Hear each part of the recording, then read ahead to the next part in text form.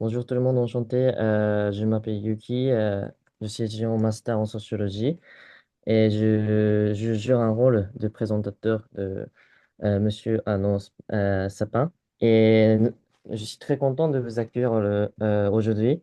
Et il est doctorat en psychologie et à l'Université Nantes et au centre de laboratoire de psychologie des Pays de la Loire. Et ces travaux, oui, j'ai reçu un article, et j'ai essayé de lire un peu comme sur le site. Et vous intéressez, vous pouvez consulter sur le site de HAL. Il y a plein d'articles que Monsieur Arnaud Aspin a rédigé.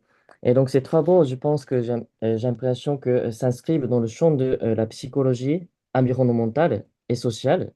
Et aussi, il s'intéresse plus particulièrement aux éco-émotions, telles que l'éco-anxiété, la colère, la triste, encore l'espoir aussi, et à la manière dont ces émotions, comment influencent l'engagement écologique, les comportements pro-environnementaux, ainsi que la protection, surtout pour les jeunes, dans l'avenir des jeunes. Et donc, à travers des enquêtes empiriques, surtout, j'ai consulté surtout un article, c'était intéressant, c'est que c'était qui s'appelle Three Ways en anglais, Three Ways pour et c'était qui s'appelle comment? J'ai oublié un peu le titre de l'article. C'était en fait c'était oui, Three Ways. Ah oui, Three Ways to cope with ecological stress, development and validation of skill and exploration of its link with anxiety. And it was really, c'était vraiment intéressant. Et donc, en fait, j'ai l'impression que la relation entre l'engagement et l'éco-émotion, c'est vraiment complexe. Par exemple, certains éco-émotions ne conduisent pas forcément à l'engagement écologique. Donc, ce point, c'est vraiment pour moi intéressant parce que je suis japonais, donc ça me fait penser toujours à la situation japonaise, comment euh, les jeunes engagent un plus à l'environnement, mais la majorité des émotions, plutôt, ça sera au Japon l'indifférence. Donc, mais peut-être à votre recherche, vraiment concentrer sur les enquêtés, les jeunes déjà déclaré leur éco-anxiété. Donc, ça, c'est aussi intéressant la comparaison internationale. Donc, aujourd'hui, intitulé Avoir 20 ans dans un monde qui brûle. Donc, Monsieur Arnaud Spam nous invite à explorer ce que ça signifie grandir et se projeter dans l'avenir à l'ère des crises écologiques. Donc, voilà, un peu long l'introduction, désolé, mais j'ai vraiment plaisir d'accueillir aujourd'hui. Merci beaucoup et je vous donne la parole. Merci beaucoup. Merci beaucoup pour cette super introduction. J'ai pas énormément de choses à rajouter, c'était complet et très pertinent. Est-ce que je peux partager mon écran? Possiblement pour afficher mon support et puis démarrer ma présentation. Mais en tout cas, encore merci Yuki pour cette super introduction, c'était très agréable. Merci Yuki, c'était très bien. Non, mais en tout cas, cette question de l'indifférence, ça m'intéresserait qu'on puisse en échanger tout à l'heure durant les questions parce que justement, ces aspects un peu interculturels, je trouve que c'est vraiment des choses pertinentes que moi, j'approfondis pas autant que je le voudrais dans mon travail, mais Moi, je me c'est des pistes intéressantes. moi, je me Hop, demandais partage. si l'indifférence était une émotion. Bah, on pourrait définir l'indifférence par l'absence, j'imagine, de l'émotion. Et puis, du coup, est-ce que vous voyez bien le bon écran? Je pense que c'est bon, ouais. Ouais, ok, parfait. Comme l'absence d'émotion, et donc à ce titre-là, c'est pas forcément la plus simple à investiguer, comme bah, on essaye de mesurer l'absence de quelque chose, notamment d'un point de vue plutôt quantitatif, d'un point de vue qualitatif avec des entretiens, c'est plus simple.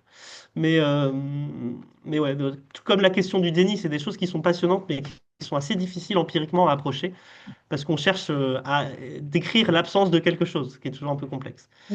Bon, en tout cas, merci à tous d'être là aujourd'hui, et puis merci à l'EHESS de me faire l'honneur et le plaisir de m'inviter à venir Grand plaisir. évoquer, évoquer mes travaux. Donc, comme évoqué, moi je suis doctorant en psychologie sociale et environnementale à Nantes Université, plus spécifiquement au laboratoire de psychologie des Pays de la Loire, et en troisième année de thèse.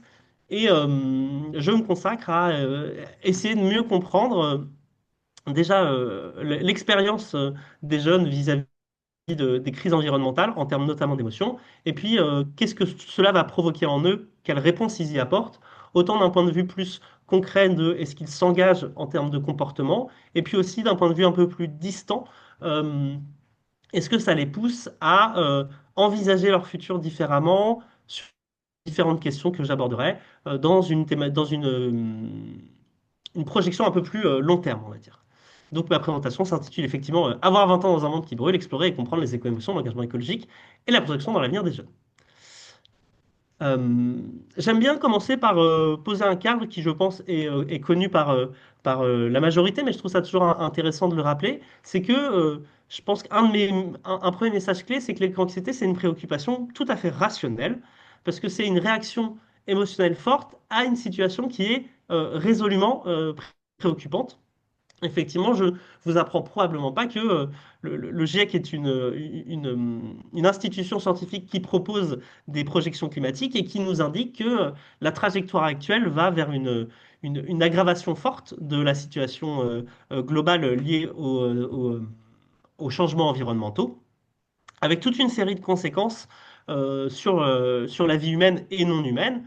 On parle d'une réduction de la disponibilité en eau et en nourriture dans les décennies à venir. On parle aussi de divers impacts sur la santé humaine dans à peu près toutes les régions du monde, certaines plus que d'autres, mais in fine dans toutes les régions du monde. On parle aussi potentiellement pour la vie non humaine de grands bouleversements dans les aires de répartition de la faune et de la flore et de la disparition de certaines zones qui pourraient aboutir à des disparitions d'espèces qui n'ont plus les écosystèmes dans lesquels elles évoluent. Et puis si on revient sur l'être humain, il y a la question de la migration climatique. Il y a des projections qui vont jusqu'à 200 millions de réfugiés climatiques d'ici à 2050 avec tous les bouleversements socio-économiques, politiques, géopolitiques qui viendraient avec le fait de devoir absorber pour les pays d'accueil des flux humains importants. Donc ça, c'est un cadre qui me semble quand même important à rappeler. Et cette question justement de l'éco-anxiété et plus généralement de l'environnement, on peut constater que c'est quand même quelque chose qui est de plus en plus prégnant dans l'actualité. J'aime bien souvent introduire mes interventions avec des titres de presse, parce que je trouve que ça permet un peu d'examiner, de prendre la température du fait que c'est aussi un objet social, l'éco-anxiété. Parce que finalement, c'est assez peu fréquent qu'on ait des termes qui soient scientifiques et qui arrivent à pénétrer autant la société que ça a pu être le cas avec l'éco-anxiété, puisque finalement, depuis les années 2020 à peu près, on a quand même une espèce d'augmentation très importante du nombre de titres de presse généralistes, qui vont titrer éco-anxiété, l'inquiétude chez les jeunes, la préoccupation environnementale. Et donc on voit que c'est plus uniquement une question scientifique, ça devient aussi une question sociale, sociétale. Donc là, j'ai mis différents types de presse que j'ai récupérés dans différentes langues. Il y a de l'allemand, il y a de l'allemand, de l'italien, il y a du lituanien aussi, puisque j'ai fait un congrès en Lituanie, donc j'étais allé chercher une news de presse dans cette langue-là. Et bah, à mon sens, ça vient souligner quand même qu'on parle d'un objet social qui donc est quelque chose qui est partagé, qui produit des représentations, qui produit des échanges. Et donc aussi à ce titre-là, en tant que psychologue social, ça m'intéresse d'aller ausculter, examiner un petit peu ce phénomène-là.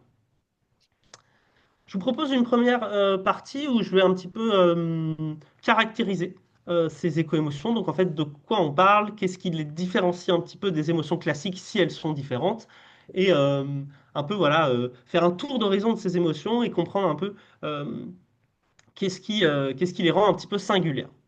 On peut commencer par évidemment l'éco-anxiété parce que c'est probablement bah, l'émotion la plus discutée, la plus visible, que ce soit dans la littérature scientifique ou dans les discours médiatiques. Et puis la première chose qu'on peut dire, à mon sens, pour s'en faire une idée, c'est que c'est un continuum de ressenti. Et qu'en fait, sous éco-anxiété, on va pouvoir mettre une collection, entre guillemets, de termes différents, mais qui renvoient tous plus ou moins à la même famille émotionnelle. Donc on peut parler d'inquiétude, de peur, d'angoisse, d'anxiété. On va pouvoir trouver différents mots d'intensité croissante, mais qui renvoient tous un peu à la même chose, donc à cette anticipation, cette préoccupation sur l'état futur du monde en lien avec les enjeux environnementaux et les changements environnementaux. Si on cherche des définitions un petit peu plus formelles de l'éco-anxiété, j'en ai sélectionné deux qui me semblent intéressantes.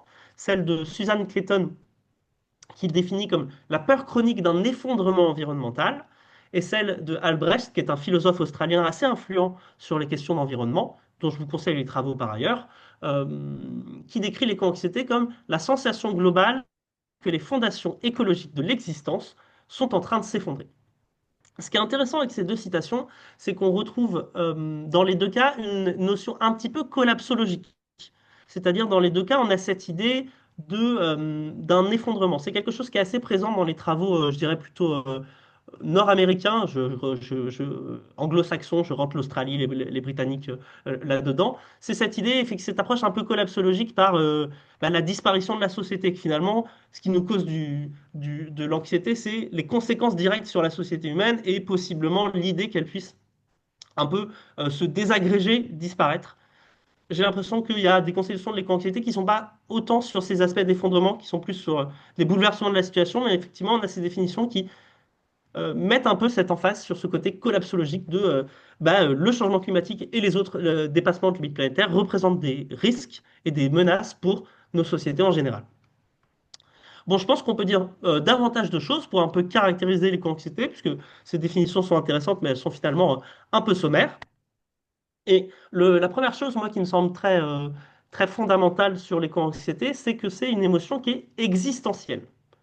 C'est une émotion qui est existentielle dans le sens où elle capture un petit peu un questionnement profond des individus sur leur finalité, finalement. C'est-à-dire, finalement, quelque part, pourquoi m'embêter à faire des enfants, essayer d'accomplir des choses professionnellement, essayer de développer des projets de vie, si un jour, de toute manière, tout pourrait être balayé. Il y a un peu cette idée-là dans l'éco-anxiété quelque part aussi, ça, pourtant je suis pas si psychanalytique, mais ça, il y a aussi des choses du lien de l'angoisse de mort, etc., du rapport de l'individu à sa finitude, à sa mort, vis-à-vis de finalement de cette perception d'une menace qui est hyper importante. Donc l'éco-anxiété, finalement, elle naît un peu dans le différentiel, on pourrait dire, dans la différence entre la gravité de cette menace et ma capacité à agir contre. Je vais avoir l'occasion de développer un peu cette idée-là. Et dans l'article que j'avais conseillé de Panu Pikala, il développe vraiment, et donc je vous invite à aller lire pour ça si ça vous intéresse, il développe vraiment dans ses travaux cette caractéristique un peu existentielle de l'éco-anxiété ce qui la différencie peut-être de l'anxiété classique dans le sens où dans l'éco-anxiété, il y a un peu une remise en question quand même de finalement pourquoi on fait tout ça, pourquoi essayer de développer des projets, etc. Si un jour finalement il y a des menaces qui sont tellement grandes qu'elles pourraient balayer tout ce qui est existant. L'éco-anxiété, c'est une projection du coup dans l'avenir, mais qui est à la fois individuelle et collective, dans le sens où on peut se ressentir de l'éco-anxiété pour son propre avenir, mais c'est aussi beaucoup une anxiété qui est tournée vers les autres. C'est-à-dire qu'on se préoccupe aussi beaucoup du sort des générations futures, des animaux, des populations dans d'autres zones du monde. Et à ce titre-là, c'est une émotion qui a un volet collectif assez important. C'est aussi une émotion qui est partagée socialement. Il y a une théorie qui me semble assez intéressante, qui est ce qu'on appelle l'intergroupe émotion théorie, qui veut qu'en fait, on ressent aussi des émotions en lien avec les groupes sociaux auxquels on appartient. Et que des fois, on ressent des émotions non pas au niveau individuel parce que ça vient nous menacer nous-mêmes, mais au niveau collectif, parce que ça menace des groupes auxquels je me sens appartenir. Et on peut imaginer que l'humanité soit un groupe, et que si je me sens un peu, j'ai envie de dire citoyen du monde, c'est un peu caricatural, mais il y a un peu de ça je peux ressentir de l'éco-anxiété parce que finalement, le changement climatique, il menace ce groupe de l'humanité auquel j'appartiens. Donc il y a un côté très collectif dans l'éco-anxiété. J'en parlais il y a un instant, l'éco-anxiété, ça découle beaucoup de l'absence de pouvoir d'agir. Il y a vraiment cette idée de, je fais une comparaison entre ce que je me sens être capable de pouvoir faire pour résoudre ce problème et la gravité de ce problème.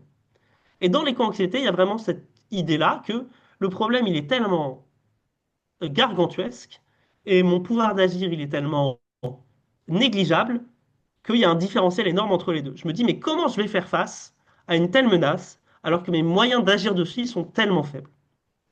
Et l'éco-anxiété, elle va vraiment naître dans cette différence-là, entre ce que je me sens être capable de faire et puis ce que la situation impliquerait qu'on fasse.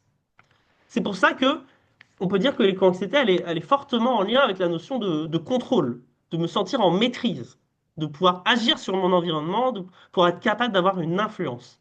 Et donc, à ce titre-là, la question du sentiment d'impuissance, qui est une émotion qui est un petit peu différente et qui en même temps est vraiment très liée à l'anxiété, on peut dire que le sentiment d'impuissance, c'est un peu une composante de l'anxiété.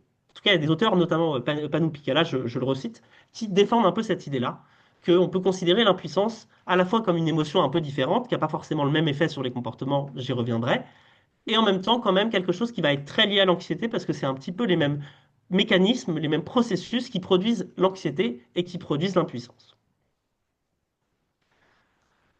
Tout au long de la présentation, je vous propose d'illustrer un petit peu ces, ces éclairages, on va dire, par des citations qui proviennent d'entretiens que j'ai pu faire dans une de mes études. J'y reviendrai un peu plus dans le détail après.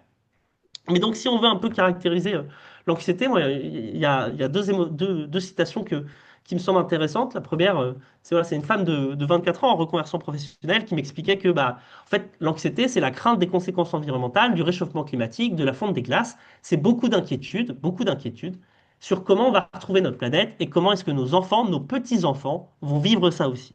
Donc, avec cette dernière phrase, on retrouve cet aspect collectif de tourner vers aussi des générations futures et pas uniquement vers mon propre, mon propre vécu. Et puis sur la question de l'impuissance, il y a une médecin généraliste qui m'expliquait que bah, elle est assez résignée finalement parce que même si elle veut y mettre de la bonne volonté, elle n'a pas le pouvoir des grands industriels. Je ne suis pas résignée au point de me dire que je ne fais rien de mon côté, mais c'est un sentiment d'impuissance.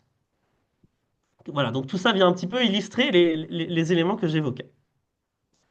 J'en profite aussi pour adresser, j'ai fait un anglicisme, pour évoquer une question qui est celle de est-ce que l'éco-anxiété c'est un trouble psychologique ou est-ce que c'est une réaction normale? Aujourd'hui, on va dire qu'il y a quand même un relatif consensus scientifique pour dire que l'éco-anxiété est très rarement un trouble psychologique. C'est quand même dans la quasi-intégralité du temps, une réaction adaptative et normale à une situation qui est menaçante. Mais c'est vrai qu'il y a des cas de figure où l'anxiété peut devenir trop forte. Et dans ce cas-là, on va dire qu'elle est plus adaptative. C'est-à-dire, elle permet plus d'essayer de mettre en place des solutions pour modifier la situation ou pour aller mieux. Dans ce cas-là, on va dire qu'elle devient pathologique. Pour ça, il y a plus ou moins trois critères qu'on va garder en tête pour identifier le caractère pathologique. C'est l'intensité et la durée de la souffrance. Si vraiment il y a un mal-être important, intense, des conséquences en termes de santé mentale qui sont fortes, là on va pouvoir parler d'éco-anxiété pathologique. Il y a ce qu'on va qualifier de répercussions fonctionnelles. Donc, est-ce que finalement l'éco-anxiété, ça handicape les gens dans la vie de tous les jours? Est-ce que par exemple, ça les empêche de profiter d'un repas avec des amis parce que j'ai un de mes amis qui mange du saucisson et que donc c'est de la viande et donc en fait, je vais tourner en boucle dessus parce que je trouve que c'est scandaleux de manger de la viande en 2026, etc. Et puis ça va m'amener dans des rapports conflictuels avec mes proches, etc. Ou alors à l'inverse, ça a des répercussions plutôt somatiques où je fais des cauchemars la nuit en lien avec la crise environnementale, ça m'empêche de dormir, et donc je suis fatigué, et donc je suis moins performant au travail, etc., etc. Tout ça, c'est les répercussions fonctionnelles. Et puis, ça va ensemble, un troisième critère qui serait dans l'idée que finalement, on passe plus dans une émotion négative, on passe dans la souffrance, et ça permet plus de s'adapter. L'idée des émotions, je vais y revenir, c'est que les émotions, elles sont adaptatives, elles sont là pour nous pousser à changer de comportement, à essayer de modifier la situation pour aller vers une situation où on a moins d'émotions négatives, où on se sent mieux. Et quelque part, à un moment, l'éco-anxiété, elle peut devenir tellement forte qu'en fait, les gens ne sont plus dans une démarche de s'adapter, mais dans une démarche de repli et de souffrance. Et donc, à ce moment-là, on peut parler d'une éco-anxiété pathologique. Si on fait un peu le tableau clinique, entre guillemets, de l'éco-anxiété pathologique, on pourrait dire qu'il y a une omniprésence de l'enjeu écologique. On va avoir des humeurs négatives, des émotions négatives assez fortes. On peut parler d'anxiété, de dépression, d'un stress intense, d'un sentiment d'impuissance. On retrouve des éléments un petit peu existentiels avec une remise en question aussi des projets, de son style de vie, et puis éventuellement un sentiment de perte de sens, avec des répercussions sur la vie sociale et des manifestations somatiques. Il y a aussi la question de l'éco-paralysie. Donc l'idée qu'effectivement, chez les éco-anxieux qui sont très très éco-anxieux, l'éco-anxiété ne les pousserait plus à agir. C'est une théorie qui est assez débattue, avec des résultats qui sont assez inconsistants dans la littérature. J'y reviendrai tout à l'heure quand on parlera du passage à l'action comportementale. Mais cette question de est-ce que l'anxiété, quand elle est trop forte, elle finirait par nous paralyser? Aujourd'hui, on n'a pas de réponse tout à fait aboutie sur cette question-là. Et ça souligne la complexité qu'évoquait euh, Yuki, qui a introduit le séminaire. Mais en fait, derrière l'éco-anxiété, il y a en fait toute une variété de réactions possibles. Donc, on a évoqué l'anxiété et l'impuissance, mais on pourrait parler de la tristesse, on pourrait parler de la colère, de la culpabilité ou encore des émotions positives. L'idée ici, c'est de ne pas avoir une vision monolithique des choses et dire qu'effectivement, l'expérience émotionnelle qu'on peut faire de la crise environnementale, il est divers, il est protéiforme. Et donc, je vous propose de poursuivre un peu cette caractérisation en évoquant un peu ces différentes émotions et qu'est-ce qu'elles ont un peu de différent, de particulier. Donc, l'anxiété et l'impuissance, on va dire que c'est coché. Et donc, la tristesse. Et je vais rentrer avec la tristesse, aussi les notions de deuil, parce que finalement, là aussi, c'est un peu une famille d'émotions qu'on va pouvoir rapprocher les unes des autres, toutes ces émotions liées à la perte. L'idée, c'est que il y a de nombreuses conséquences des crises environnementales qui peuvent être génératrices de tristesse. On les a déjà un peu évoquées. Il y a une diminution de la biodiversité, il y a une disparition du patrimoine humain, que ce soit du patrimoine matériel ou du patrimoine immatériel. Euh, Parce que avec la disparition de certains espaces naturels, il y a aussi éventuellement la disparition de certaines pratiques, certaines connaissances qui pourraient être liées à ces espaces-là, certaines cultures, certaines traditions. Donc c'est du patrimoine humain qui disparaît à la fois voilà, des lieux et puis aussi les pratiques et les coutumes qui y étaient associées. Et puis effectivement, disparition d'espèces végétales et animales. Et comme je le disais un petit peu en introduction, de nombreuses populations humaines affectées qui vont être affectées sous diverses formes. Ce que ça signifie, c'est que c'est un grand nombre de pertes, des pertes d'intensité fortes, et pas forcément beaucoup de ressources psychosociales disponibles pour gérer ces émotions de perte. Ici, on peut invoquer un peu ce qu'une sociologue que j'aime bien, qui s'appelle Norgard, appelle les normes émotionnelles. C'est l'idée qu'effectivement, selon les milieux dans lesquels on évolue, c'est plus ou moins accepté, légitimé socialement de ressentir ces émotions. Et aujourd'hui, je pense que c'est en train de changer, mais jusqu'à un certain temps, c'était quand même encore relativement perçu comme étant peut-être atypique de ressentir de l'éco-dépression, par exemple. Vraiment, se dire, voilà, je suis déprimé parce que, il y a des espèces qui disparaissent, parce qu'il y a des feux en Australie, etc. Parce que je constate qu'il y a toutes ces pertes, on est en train de perdre beaucoup de choses, et qu'en fait, finalement, personne ne comprend ma tristesse. Personne n'est là pour m'accompagner, pour me permettre de l'exprimer.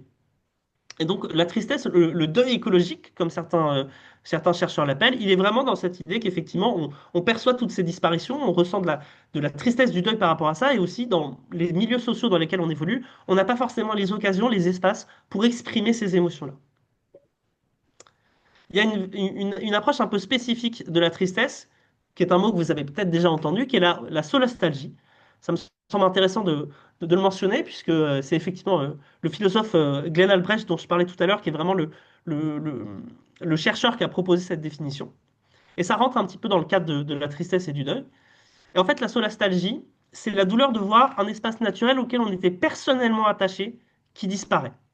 C'est un petit peu, si je déroule un exemple, je jouais dans une forêt à côté de chez moi quand j'étais petit, et puis bah, elle a brûlé, ou elle a été bétonisée pour installer de l'habitat privé. Et donc, bah, moi, je ressens une tristesse de voir disparaître cet espace-là auquel j'étais attaché. C'était quelque chose qui était important pour moi, pour mon histoire, pour mon identité, et ça disparaît. Et c'est une nature qui finalement faisait un peu partie de moi qui disparaît, et donc vient avec ça un sentiment de perte.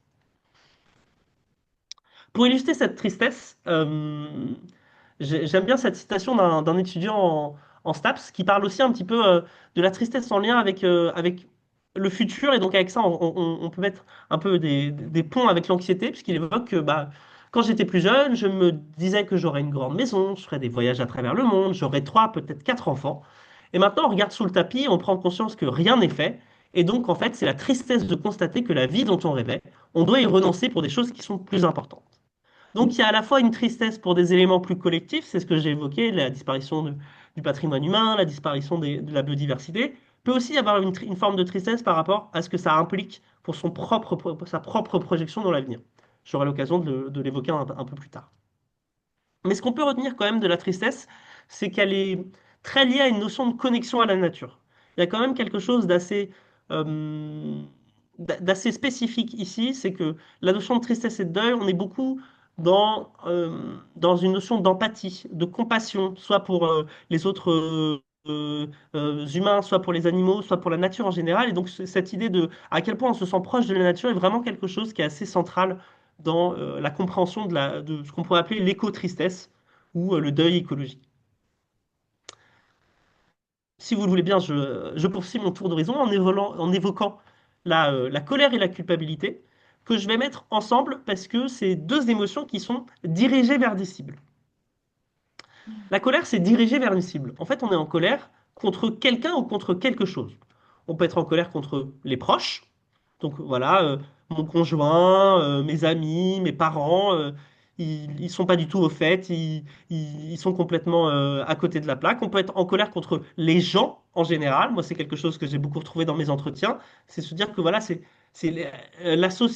les gens comme une espèce de masse informe la société, les personnes qui la composent, et se dire bon voilà, bah, moi j'ai l'impression de faire des efforts, mais les autres, ils n'en font pas. Et puis aussi, on peut être en colère contre euh, les, euh, l'activité des institutions publiques, l'activité des entreprises, ou éventuellement être dans un rapport intergénérationnel. Souvent, dans la colère, on va trouver une notion des fois de trahison, d'injustice. C'est quelque chose qui va être très lié à la colère. L'idée qu'effectivement, en fait, il y a des gens qui étaient en responsabilité, il y a des gens qui pouvaient faire quelque chose et qui l'ont pas suffisamment fait. Et aujourd'hui, d'autres personnes doivent payer le prix de l'inaction des autres. C'est pour ça que dans la colère, il y a une notion d'identification de responsable, qu'on va pas forcément trouver dans l'anxiété ou dans la tristesse, en tout cas pas autant. Dans la colère, finalement, il y a un travail cognitif de l'individu pour se dire, mais en fait, c'est de la faute de qui? Et sur qui je peux donc orienter cette colère-là? Et donc, à ce titre, la colère, c'est une émotion qui est particulièrement politique, qui est particulièrement morale, parce que finalement, ça vient vraiment mettre en exergue, si je puis dire, les,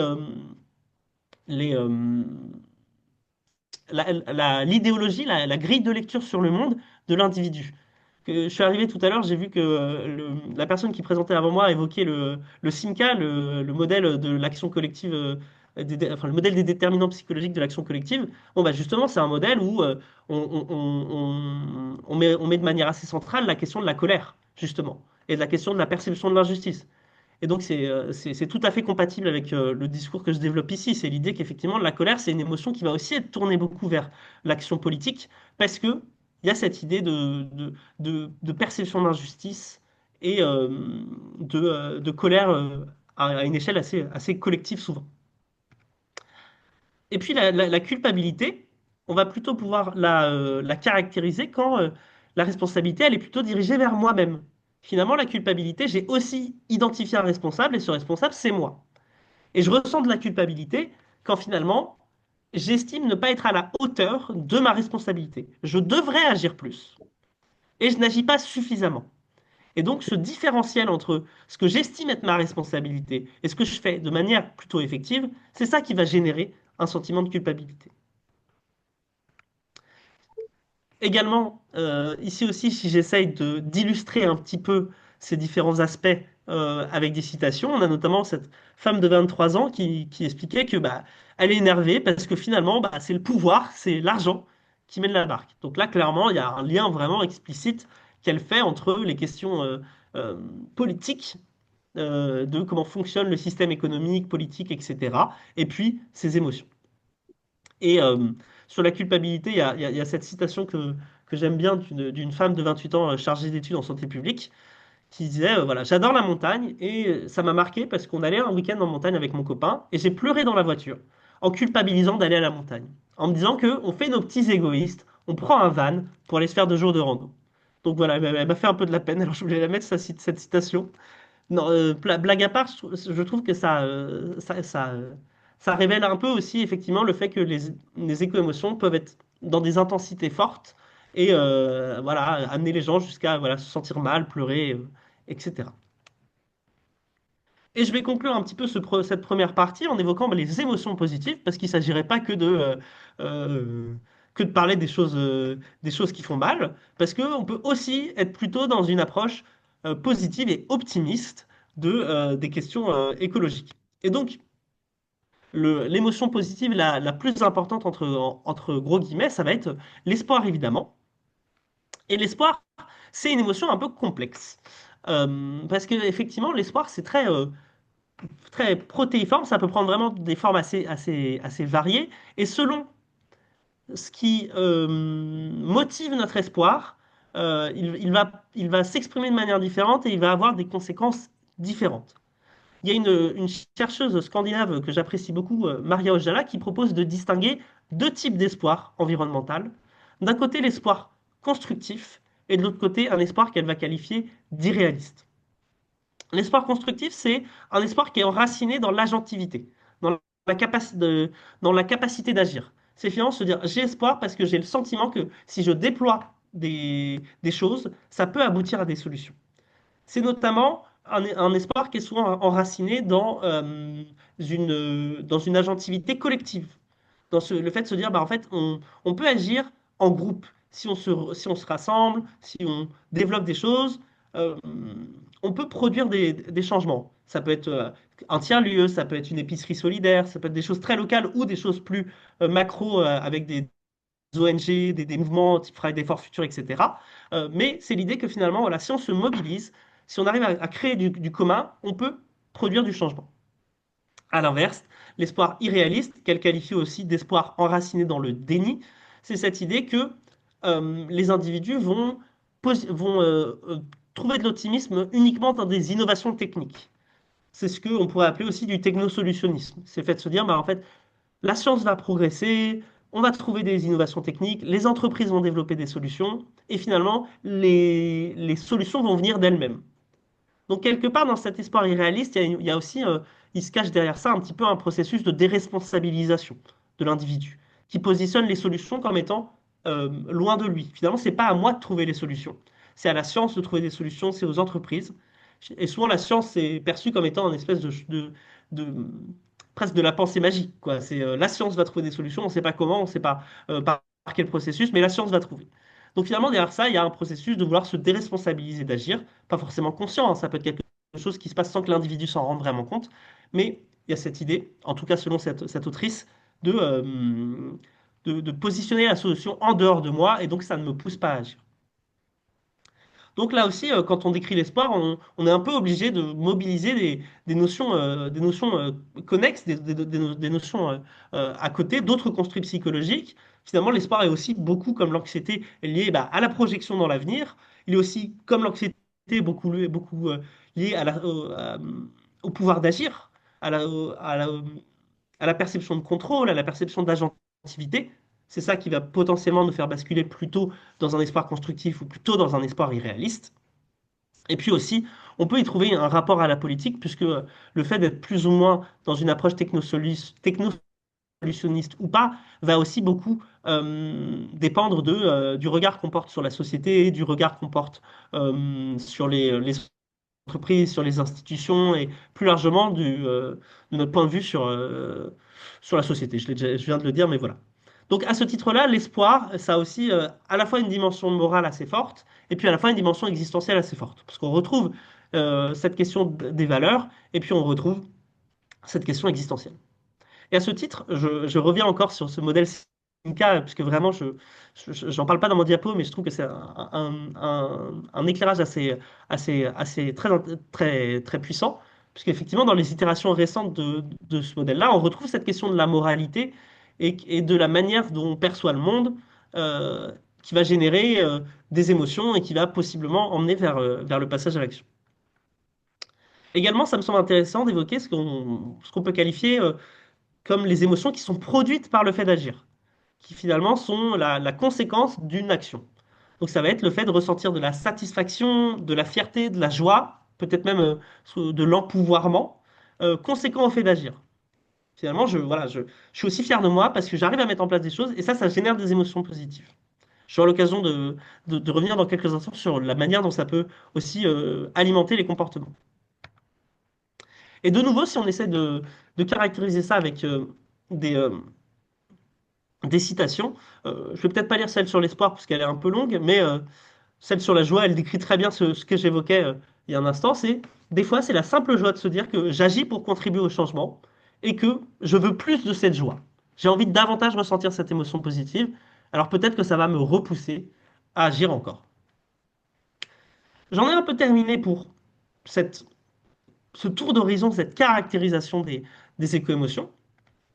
Et je vous propose de finir cette première partie en discutant un peu de finalement qui se sent concerné par les éco-émotions.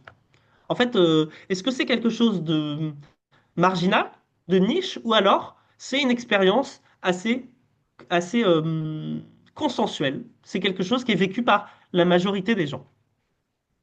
On a cette étude qui est l'une des plus citées dans le domaine, qui est une étude qui a été menée dans, euh, dans 10 pays différents, avec un effort pour sortir des échantillons très occidentaux et intégrer aussi des pays qui sont souvent un petit peu boudés par les travaux académiques, donc l'Inde, le Nigeria, les Philippines, le Brésil avec 1000 jeunes dans chaque pays. Donc on est sur une grosse étude de 10 000 personnes qui se sont exprimées sur les différentes éco-émotions qu'ils ressentent. Et donc on est sur une population de jeunes, uniquement des jeunes de 16 à 25 ans.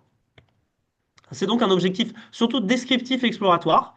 On ne cherche pas forcément à poser des hypothèses, à évaluer la prévalence, à faire des liens entre les choses. C'est vraiment plutôt descriptif. On cherche à évaluer la prévalence des éco-émotions chez les jeunes.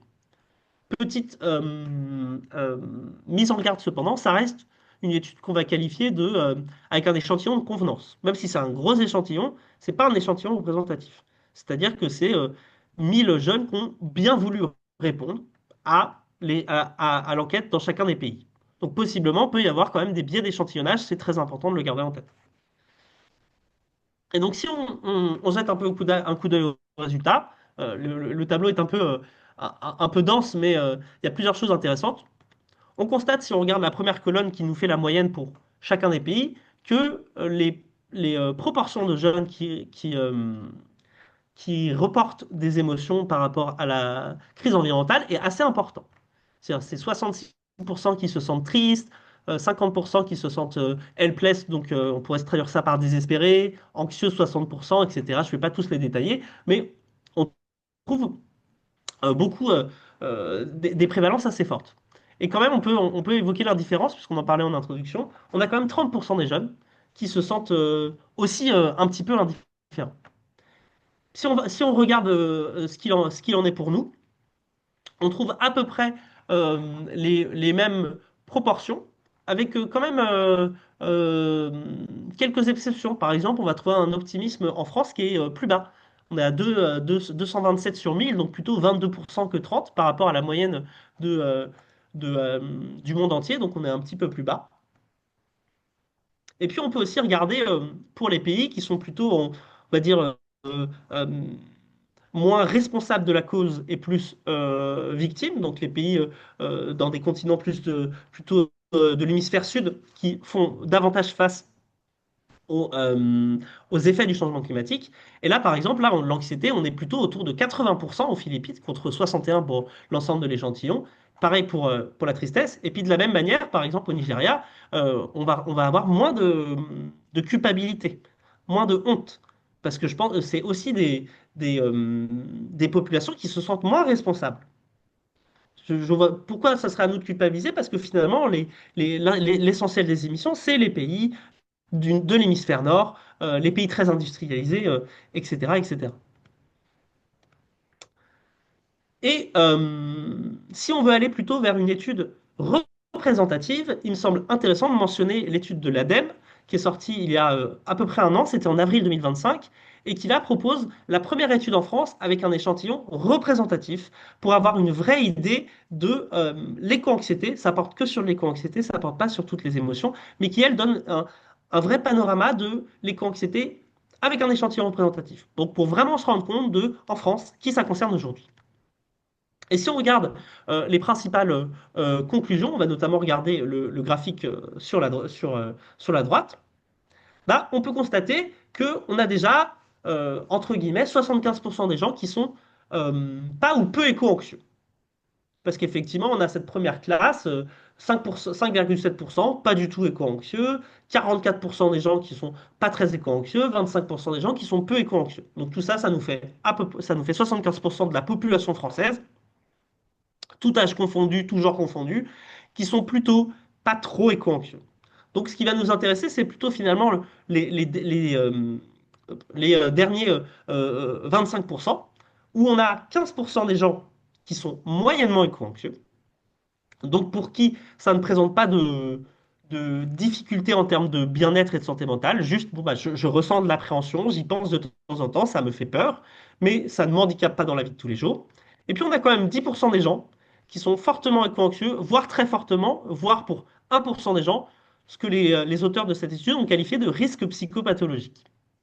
Donc finalement, ça voudrait dire éventuellement que l'éco-anxiété pathologique dont je parlais tout à l'heure, ça concernerait 1% des gens, mais qu'on a quand même 10% des gens qui sont dans une éco-anxiété qui est très forte, qui n'est pas forcément pathologique, mais qui peut quand même influencer sur leur bien-être et avoir des vraies conséquences sur leur vie quotidienne. Donc voilà un petit peu pour le cadre théorique, cadre contextuel qui pose un peu le sujet. Et on va dire que moi, dans mon travail de thèse, à partir de ça, il y a plusieurs questions spécifiques que je suis allé un petit peu examiner. Et donc là, je vais plutôt passer dans une partie empirique et vous exposer, vous proposer d'examiner un petit peu mes résultats de recherche. Donc on va dire qu'il y a Oui, trois questions. excusez-moi. Oui. Ah, Et je oui. crois que Yuki demande si tu as une question. Oui, merci beaucoup. Ouais, Merci beaucoup, monsieur. Ah, Oui. pardon, je coupe. Non, non, je vais couper chez moi. Merci beaucoup, monsieur. Ah non, Non, non. c'est bon? Oui. Euh, oui. et c'est vraiment intéressant comme sur les catégorisations des éco-émotions parce que j'étais au Japon en licence, étudiant en licence. J'ai trouvé un mot, l'éco-anxiété au Japon. Et qu'est-ce que c'est cette émotion-là? Et donc, c'est pour ça que je m'intéressais, je suis venu ici. Mais en fait, par exemple, vous avez montré la catégorie des éco-émotions. Et dans la même catégorie, l'espoir, il y a deux sens complètement différents. Ça veut dire que Hum, l'espoir constructive, agentivité, est plutôt, au contraire, irréaliste.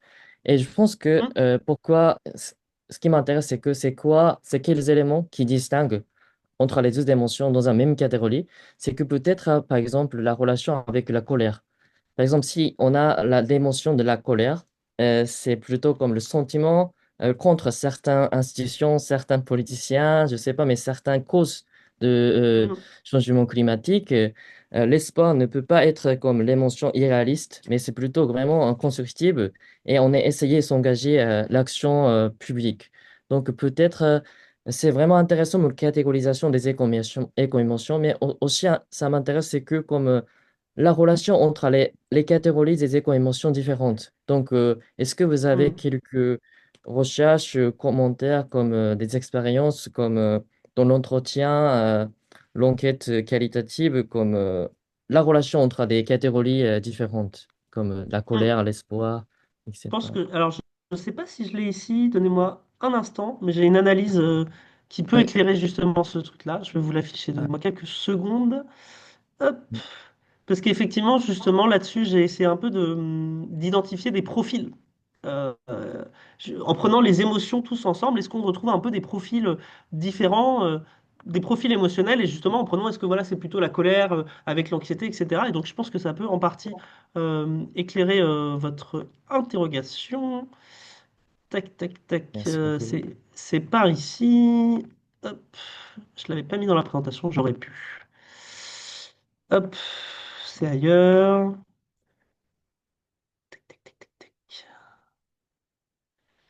Hop, yep, c'est là.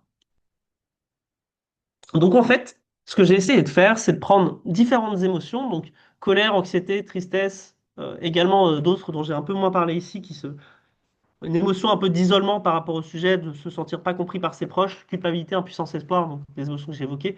Et puis éventuellement aussi dans mes données, j'avais une émotion un peu anti-écologique, donc du dédain, donc des gens qui en ont marre qu'on leur parle d'écologie.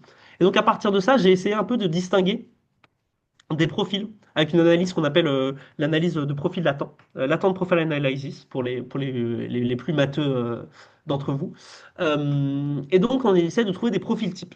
Donc effectivement, quand on prend toutes les émotions ensemble, quelles émotions sont ressenties par les personnes? Donc je m'appuie sur des scores Z, donc ça veut dire que le score de quelqu'un le situe par rapport au reste de l'échantillon. Ça veut dire que s'il a un score supérieur à 1, ça veut dire qu'il a un score plus élevé que les autres dans l'échantillon. S'il a un score inférieur à 0, excusez-moi, plutôt, oui, s'il a un score supérieur à 0, ça veut dire qu'il est plus fort que le reste de l'échantillon. S'il a un score inférieur à 0, ça veut dire qu'il est moins fort. Et donc, ce qu'on constate, j'ai identifié un peu 4 profils dans mes participants, qui n'est pas un échantillon représentatif. J'y reviendrai, ça a un peu déstructuré la présentation, mais c'est pas très grave. J'y reviendrai, ça reste un échantillon de contenance, mais ce que j'ai identifié, c'est d'abord une classe majoritaire qui constituait, moi, 77% de mes répondants français, qui sont des gens qui sont assez élevés sur toutes les émotions. Qui, là, effectivement, c'est un Z-score à 0, mais qui ont, de manière générale, je pense que je dois avoir le... Tac, tac, tac. Non, je l'aurais pas. Si je dois l'avoir quelque part, ici, tac, tac, tac, tac, tac. Hop, ouais. Qui ont des scores assez... C'est ici. Qui ont des scores assez élevés, c'est des moyennes qui vont de 0 à 5. Qui ont des scores assez élevés, colère 4,4 sur 5, tristesse 3,9 sur 5, etc. Donc, c'est un échantillon, en moyenne, j'ai des scores assez élevés. Donc, quand j'essaie de faire des différences... Hop, hop, hop, hop, je déroule, je déroule. Hop. Quand j'essaie de faire des différences, je trouve que la majorité de mes répondants ont un niveau assez élevé sur toutes les émotions. Et ensuite, il y a 3 profils un peu plus spécifiques qui se dégagent. Il y a des gens qui sont que en colère.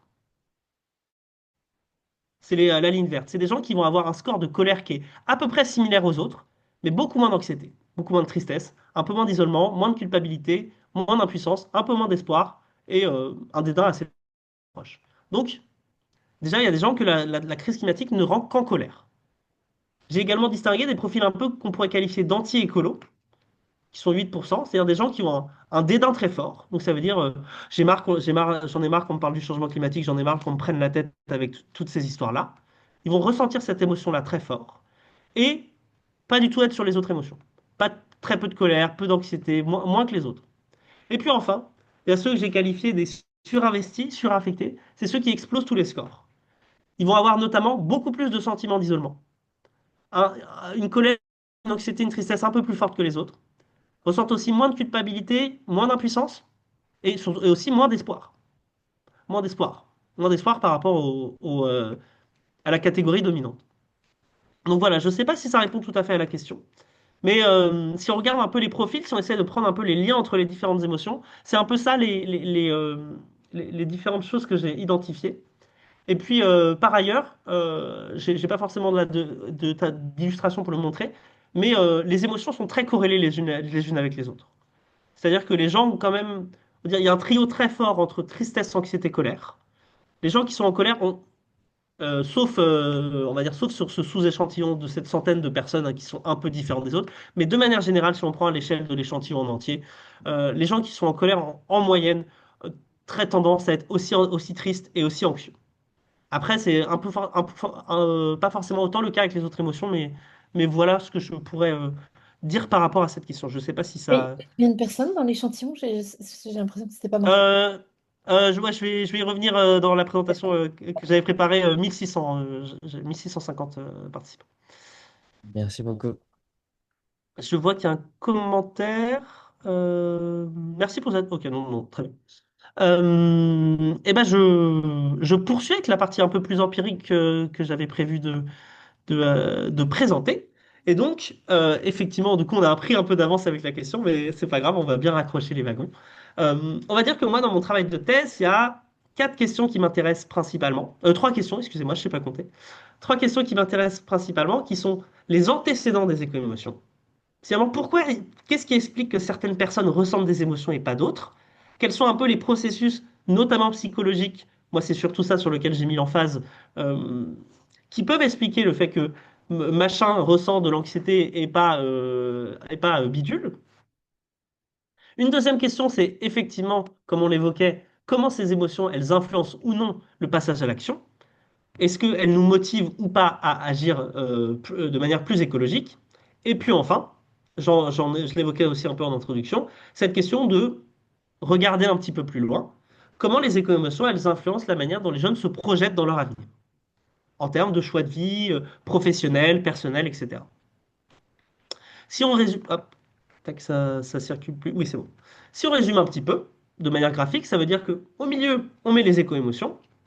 Avant, on va regarder un petit peu comment un certain nombre de choses influencent les éco-émotions. Moi, dans ma thèse, on va dire que j'ai mis l'accent sur quatre grandes thématiques qui sont la perception des acteurs politiques, la perception de l'injustice sur ces aspects un petit peu moraux, tout ce qui va être lié à l'agentivité, au pouvoir d'agir et à la responsabilité, et puis enfin, ce qui relève plutôt de ma vision de l'avenir en général.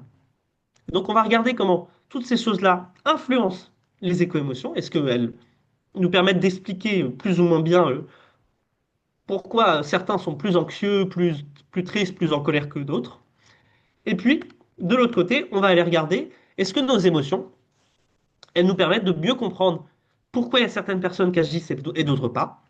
Et puis, comment les gens se projettent dans leur propre avenir. Donc, on fait un peu une différence entre ma vision de l'avenir plus macro, comment j'imagine le monde dans 50 ou 100 ans, et puis comment je me projette dans ma propre trajectoire de vie.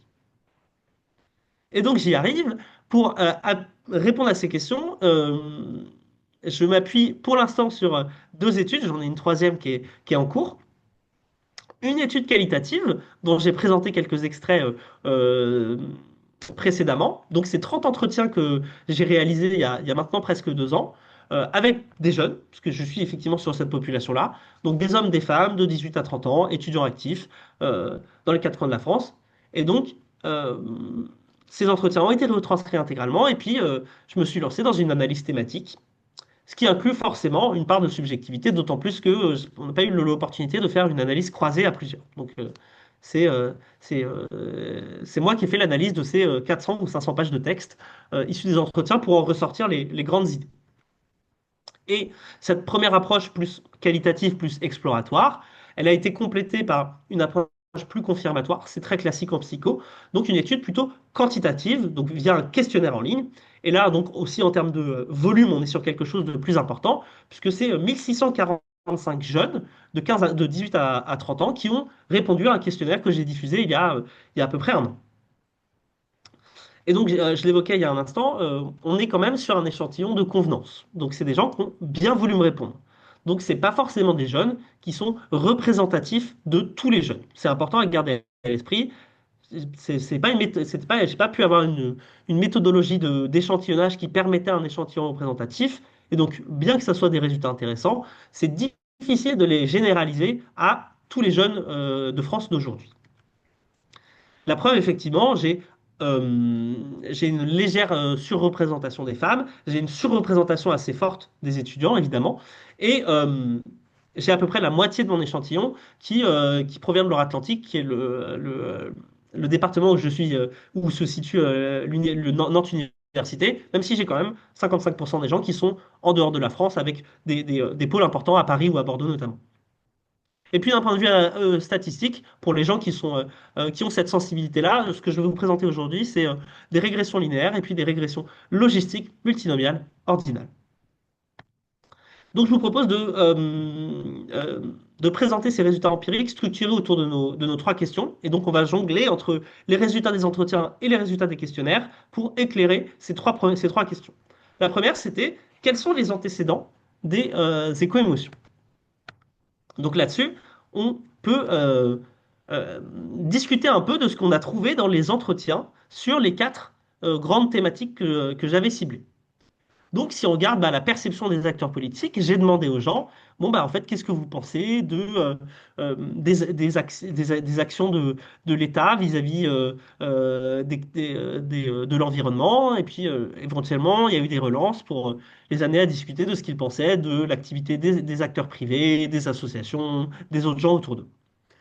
On trouve à la fois des discours critiques et des discours valorisants. Donc, il y a quand même beaucoup de discours critiques, mais il y a aussi des gens qui, en nombre important, qui disent, bon, non, mais en fait, il y a quand même, l'État fait aussi des choses, les associations font plein de choses, donc il n'y a pas forcément que des choses négatives.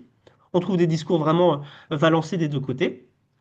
Et puis en termes d'émotion, c'est surtout l'espoir et la colère qui vont ressortir. L'espoir en lien avec les actions positives, et puis la colère beaucoup en lien avec le gouvernement, un peu moins finalement en lien avec les entreprises. C'était une relative surprise pour moi, mais effectivement la colère était surtout concentrée sur les autres individus autour d'eux et les gouvernements. Et puis on a aussi une forme de résignation assez forte. C'est une émotion que j'ai pas forcément pris le temps de caractériser dans l'introduction, qu'on pourrait éventuellement définir comme l'absence d'espoir. Donc effectivement, le fait d'être dans une forme de pessimisme, de nihilisme par rapport à la situation politique. Sur l'injustice, on distingue un petit peu trois types d'injustices liées à l'environnement. En tout cas, une injustice qui se déploie à trois niveaux. À un niveau plutôt socio-économique, donc finalement le fait que selon nos moyens, on n'est pas impacté ou on n'est pas responsable de la même manière. À un niveau géographique, on en a parlé, effectivement, toutes les zones du monde ne sont pas logées à la même enseigne. Et puis, de manière beaucoup plus marginale, de manière générationnelle, j'ai seulement 7 personnes qui ont invoqué l'injustice générationnelle, avec cette idée qu'effectivement, pour certains jeunes, les générations précédentes sont responsables de ne pas avoir suffisamment agi pour leur garantir à eux, jeunes aujourd'hui, un futur euh, prospère. Et à chaque fois, ces trois injustices, elles s'expriment à la fois en termes de vulnérabilité, donc voilà, selon où je me situe, je suis plus ou moins vulnérable, à la fois en termes de responsabilité, je suis plus ou moins responsable d'agir, et puis à la fois en termes d'agentivité toujours, je suis plus ou moins responsable et je suis plus ou moins capable d'avoir une influence sur la société. Et là aussi, en termes d'émotion, on retrouve la colère de manière principale. Là aussi, c'est très cohérent avec les travaux disponibles sur la psychologie du militantisme. Et la tristesse aussi de manière importante, ce qui là est éventuellement moins discuté dans la littérature. Pour ce qui est du pouvoir d'agir et de la responsabilité, euh, la question de est-ce que les individus sont responsables, c'est quelque chose qui a été relativement discuté dans les entretiens. Et il y a 10 participants qui s'estimaient plutôt responsables d'agir, et à l'inverse, 6 participants qui indiquaient que non, c'était pas à eux d'agir. Donc là-dedans, il y a cette discussion un peu autour de la notion de la logique du colibri ou pas. Donc est-ce que finalement c'est aux individus d'apporter des changements, ou est-ce que les choses sont systémiques et donc c'est plutôt au système, au collectif. J'imagine que s'il y a des sociologues dans votre assemblée, vous aurez probablement plus d'éclairage que moi sur ces aspects-là. Mais en tout cas, c'est des choses qui sont discutées et qui sont questionnées par les jeunes tout venant. Et puis sur la question du pouvoir d'agir, là les résultats sont hyper tranchés. On a sur les 23 participants qui se sont exprimés sur cette question, il y en a 21 qui estiment ne pas pouvoir agir et seulement 2 qui estiment que oui, en tant que jeune aujourd'hui, on est en capacité d'agir suffisamment. Donc là, les résultats sont assez nets. Si on regarde les émotions associées, on a quand même de la culpabilité qui ressort beaucoup. Donc même si le discours sur la responsabilité, des fois, peut être un peu flou, quand je les interrogeais un peu plus spécifiquement sur les émotions, les gens reconnaissaient quand même aussi ressentir une forme de culpabilité sur le fait de ne pas pouvoir en faire davantage, avec aussi également des notions d'impuissance et de colère. Et Et si on conclut... juste, Oui. les entretiens, tu les as réalisés là aussi principalement avec des étudiants de ton Mm, ou bien tu as pu mm. avoir Non. un échantillon un peu plus large? Ouais, pour le coup, sur le qualitatif, l'échantillon est vraiment assez diversifié. Sur 30 entretiens, on peut se permettre d'aller vraiment essayer de chercher, de trouver des gens. Donc là, pour le coup, d'un point de vue à la fois géographique et d'un point de vue euh, socio-économique, c'est assez diversifié. Malheureusement, pas assez. J'ai eu plus de mal à accéder à des gens qui vivent en milieu rural et à des gens qui n'ont pas fait du tout d'études supérieures. Je pense qu'il doit y avoir deux personnes seulement dans mon échantillon qualitatif qui ont uniquement un niveau bac. Euh, donc je pense que c'est un échantillon qui est quand même un petit peu, on va dire peut-être plus privilégié, si je puis m'exprimer ainsi, socialement par rapport à la vraie distribution dans la population, mais il est assez diversifié quand même. Et donc finalement, quatrième thématique qui nous intéresse, qui est ce que j'appelle la conscience environnementale, donc à quel point je suis au fait du problème, et puis ma vision du futur, comment j'envisage l'avenir et quelles émotions ça me procure. Et donc effectivement, si je m'attache sur la perception de l'état futur du monde, j'ai recueilli à la fois des discours négatifs et positifs. Et puis vous voyez que 27 plus 14, a priori, ça fait pas 30. Donc ça veut dire qu'il y a des gens qui ont un peu une perception ambivalente. À la fois, ils vont avoir une perception négative sur certains aspects, et puis dans le même temps, quand même aussi, l'idée que les choses pourraient s'améliorer. Et si on regarde la perception positive, on va un petit peu retrouver cette dichotomie qu'on avait déjà pour l'espoir, entre des gens qui m'évoquent que le fait que le futur pourrait s'améliorer parce qu'on irait vers plus de sobriété, plus de décroissance, etc. Et de l'autre côté, des participants qui évoquaient plutôt une amélioration de l'état futur en lien avec le développement de solutions technologiques. Et donc, si on regarde les principales émotions associées, on retrouve l'anxiété de manière assez peu surprenante parce que l'anxiété, dans sa définition elle-même, elle est tournée vers l'appréhension de l'avenir. La tristesse aussi, ce qui était assez mis en évidence par la citation que j'ai évoquée tout à l'heure sur l'idée, voilà, je dois faire le deuil d'un futur que j'aurai pas, parce que peut-être que j'aurai pas autant d'enfants que je veux, pas les opportunités que je veux. Et aussi, évidemment, une forme d'espoir, puisque voilà, certains adhèrent aussi à des futurs plus positifs. Est-ce que ça se confirme d'un point de vue quantitatif? Donc là, je vais essayer de vous guider sur l'examination de ce graphique qui est peut-être qui peut être un peu intimidant, mais l'idée c'est que le trait en pointillé désigne un effet nul, et donc euh, si les estimations avec leurs intervalles de confiance ne touchent pas le pointillé, ça veut dire qu'il y a une association significativement positive ou de l'autre côté une association significativement négative, les étoiles étant les indicateurs de significativité statistique. Et donc on va regarder, j'ai regardé pour chaque émotion finalement qu'est-ce qui ressortait en prenant en compte tous les prédicteurs en même temps pour voir si ça converge avec les résultats à la fois de la littérature et puis des entretiens. Donc, ce qu'on peut déjà premièrement constater, c'est que effectivement, les enjeux, les questions politiques sont beaucoup plus liées à la colère qu'aux autres émotions. Euh, à la fois, on trouve des liens négatifs avec la confiance envers les différents acteurs et la colère. Donc, finalement, plus je me sens en colère, moins j'ai confiance envers le gouvernement, moins j'ai confiance envers les entreprises, plus j'ai confiance envers les associations en revanche. Ce qui est relativement intuitif, finalement, c'est relativement cohérent avec la description qu'on en a faite. Pour les autres émotions, on trouve un petit peu moins de choses. Effectivement, pour l'impuissance, la culpabilité ou l'espoir, on va moins identifier de liens aux questions politiques. On trouve des liens par-ci par-là avec l'orientation politique, etc. Mais c'est un peu moins net. Pour l'injustice, en revanche, c'est un prédicteur qui est assez efficace pour pour une bonne partie des émotions, puisqu'effectivement, on va avoir des liens forts entre la colère et l'injustice, l'anxiété et l'injustice, la tristesse, la culpabilité, etc., etc. Donc ça aussi quand même témoigne du caractère assez moral hein, de ces émotions euh, qui sont quand même souvent liées à des questions de valeur et de vision du monde. Si je continue de dévoiler ce graphique, si on regarde un peu sur la conscience environnementale et sur la perception globale du futur, on va retrouver un résultat qui là pour le coup est vraiment assez classique, qui est bon bah plus les gens ont conscience du problème, plus les gens ressentent des émotions. Bon, c'est finalement assez évident. Et puis également, plus les gens ont une perception de l'avenir qui est positive, plus qui est optimiste, on va dire, moins ils vont ressentir d'émotions. Finalement, plus j'imagine que l'avenir va être positif, moins je ressens de colère, moins je ressens d'anxiété, moins je ressens de tristesse. Tout cela étant vrai, sauf pour l'espoir évidemment, où plus j'imagine que l'avenir est positif, plus je ressens une émotion d'espoir. C'est assez logique. Et puis finalement, dernier groupe de variables, on a ce qui revient plutôt de l'agentivité, du pouvoir d'agir, avec à la fois une mesure de mon sentiment, ce qu'on va appeler en psycho le sentiment d'efficacité. Donc mon sentiment d'efficacité personnelle, est-ce que je me sens capable d'agir? Et mon sentiment d'efficacité collective, est-ce que j'ai l'impression que collectivement on peut agir?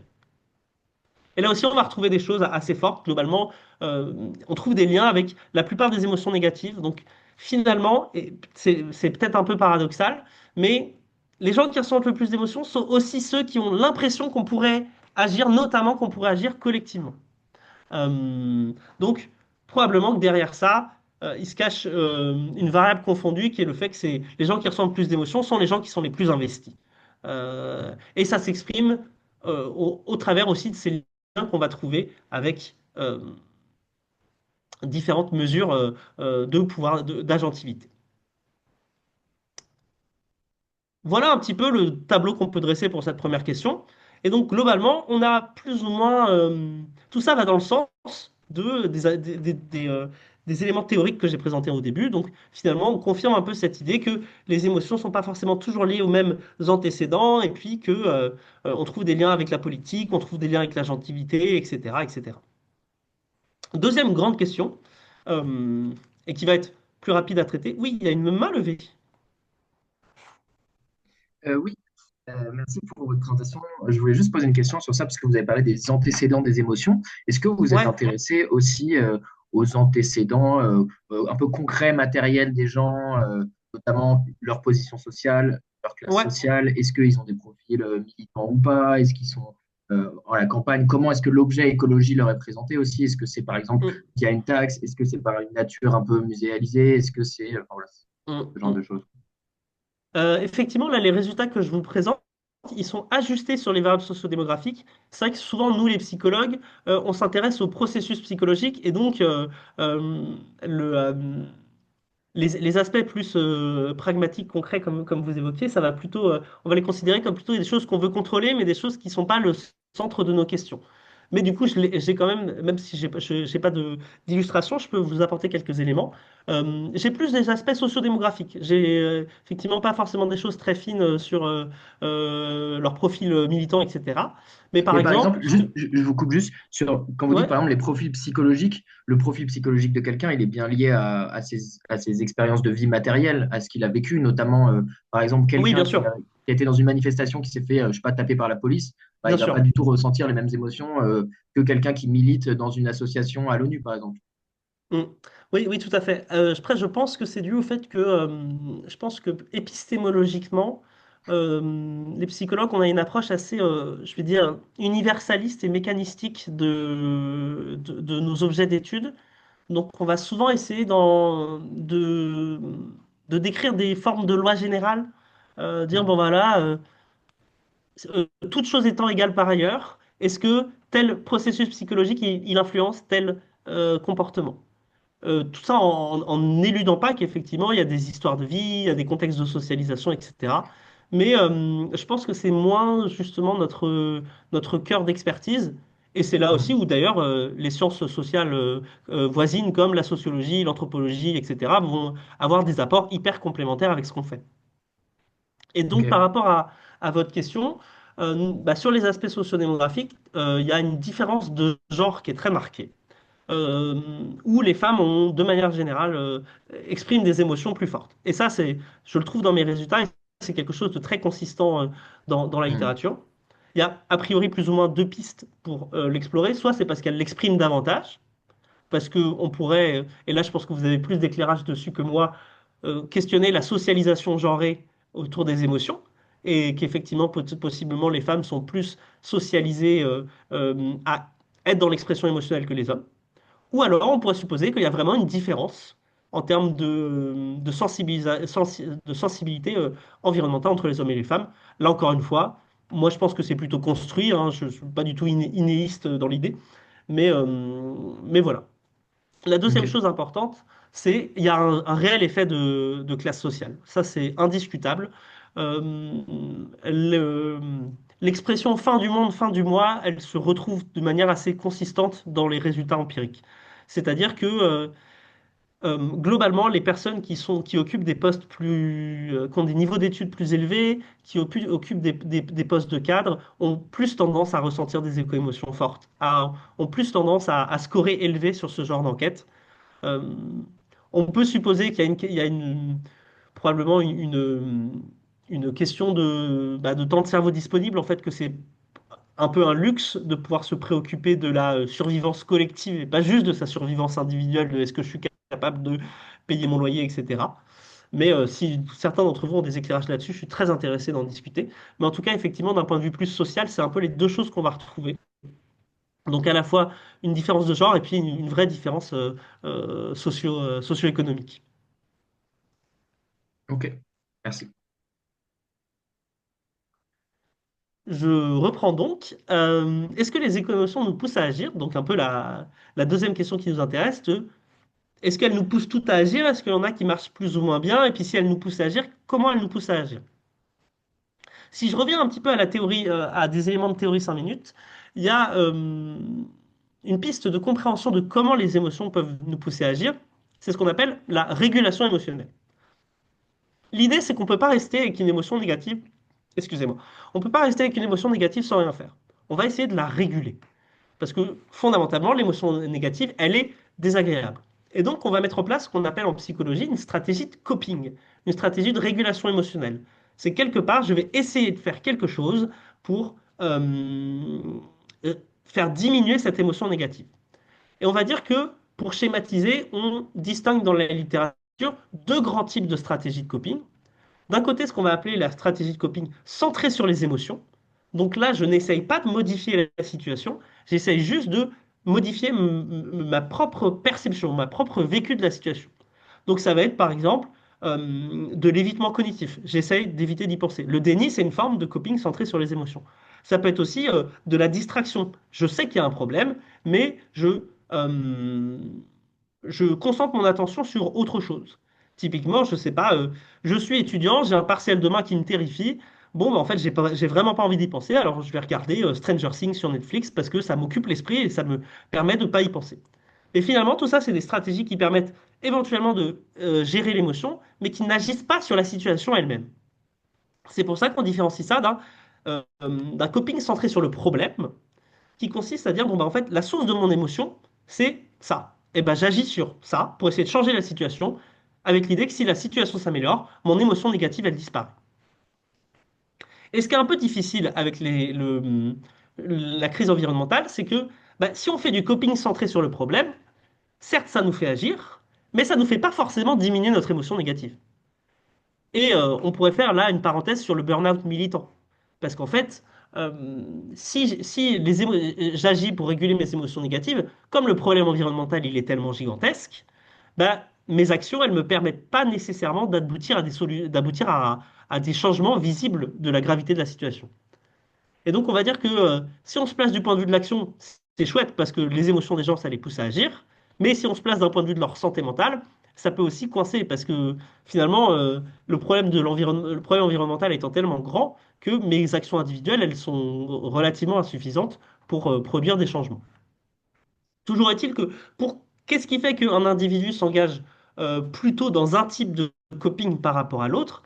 On va retrouver cette question du pouvoir d'agir qui est quand même relativement centrale de si je me sens plus ou moins capable d'avoir une influence sur la situation, ça va évidemment m'amener plus ou moins à agir sur le problème ou à agir sur moi-même. La question aussi de la responsabilité, est-ce que c'est à moi de changer les choses? Évidemment, il y a tout ça on va dire, nimbé, entouré d'un contexte d'influence sociale, les groupes auxquels on appartient, c'est quoi les normes sociales, c'est quoi les, euh, les normes, les comportements qui sont valorisés ou qui sont sanctionnés dans les groupes auxquels j'appartiens. Et puis, de manière générale, le contexte de vie de la personne, est-ce que c'est plus ou moins propice au déploiement de comportements? Et aussi, le contexte spécifique. Est-ce que là, maintenant, tout de suite, je ressens de l'anxiété? Est-ce que j'ai la marge de manœuvre? Est-ce que je suis dans une situation là, maintenant, tout de suite, qui me permet de mettre en place un comportement? Et pour les émotions positives, ce qui pourrait les expliquer, on l'a un peu évoqué tout à l'heure avec la citation, c'est une notion un peu de cercle vertueux. C'est l'idée que bah, j'agis de manière positive, ça me génère une émotion positive, que ça soit de la satisfaction, de la fierté, de la joie, et puis bah, en fait, tout simplement, comme c'est agréable, j'ai envie de ressentir encore cette émotion, et ça va créer une motivation à aller encore vers ce comportement-là. C'est finalement un cercle vertueux. Je suis fier de moi parce que j'ai pas mangé de viande cette semaine. Et ben, j'ai envie de me ressentir fier de moi et ça va m'alimenter dans ces comportements qui tendent vers mes objectifs. Et est-ce que empiriquement j'identifie ça dans mes résultats? Donc, de nouveau sur les entretiens, j'ai un petit peu distingué effectivement ce que je vais appeler l'écologie du quotidien. Donc, la mobilité, l'alimentation, la consommation de biens, le traitement de ces déchets, et puis plutôt une forme aussi d'engagement collectif militant. Donc, ça indique participer à des actions politiques et puis s'engager, rejoindre à la fois des collectifs associatifs ou des organisations politiques. Vous pouvez voir qu'effectivement, dans mon échantillon, j'avais fait le choix de ne pas aller que vers des gens militants. Donc, effectivement, il y a finalement que 12 personnes sur les 30 qui m'ont renseigné au moins un acte militant. Et des fois, c'était juste, je suis allé à une manifestation une fois. Finalement, c'est un échantillon qui n'est pas très, qui est pas forcément très activiste. Mais en tout cas, en termes d'émotions associées, comme pour l'un comme pour l'autre, on va retrouver à la fois des émotions positives et des émotions négatives. Donc à la fois, effectivement, pour l'écologie du quotidien, l'anxiété apparaissait dans les entretiens comme étant une motivation importante, et puis aussi la volonté enfin, l'envie de se sentir fier de soi, de ressentir de la joie. Et puis, et ça c'est un résultat que je trouve intéressant, pour plutôt l'engagement collectif, c'est les émotions positives qui sont davantage ressorties. Parce qu'effectivement, on peut avoir cette image de, effectivement, le militantisme qui carbure à la colère, etc. Et c'est vrai en partie. Mais ce qui est ressorti dans les entretiens, c'est surtout des gens qui m'ont expliqué que, bah, en fait, sur le long terme, c'était quand même plutôt la joie du collectif, la joie de faire du commun, et puis l'espoir que ça porte ses fruits qui les poussait à agir. Bon, j'ai des petites citations, mais je vais les passer parce que effectivement, c'est un peu redondant avec ce que j'ai dit plus tôt. Et est-ce qu'on retrouve ces résultats-là d'un point de vue quantitatif? Plutôt oui. Effectivement, on va trouver deux émotions qui sont relativement moteurs. J'ai pas, effectivement, je ne l'avais pas indiqué, mais j'ai pas pu mesurer la joie pour des raisons techniques. J'ai pas pu mesurer la joie dans mon questionnaire, donc on a comme émotion positive uniquement l'espoir. Et ce qu'on constate, c'est que les émotions les plus moteurs, c'est l'anxiété et la colère. Et qu'on ne voit pas trop de différence entre les comportements du quotidien et l'engagement militant. C'est-à-dire qu'effectivement, vous voyez que le comportement du quotidien en bleu, l'engagement militant en rouge, c'est à peu près les mêmes effets qu'on identifie. Et puis, anxiété et colère vont être des motivateurs forts du passage à l'action des individus. Et à l'inverse, l'impuissance est un frein important. Et ce que je trouve intéressant ici, c'est que tout à l'heure, je vous ai dit que l'anxiété et l'impuissance, que l'impuissance faisait un peu partie de l'anxiété.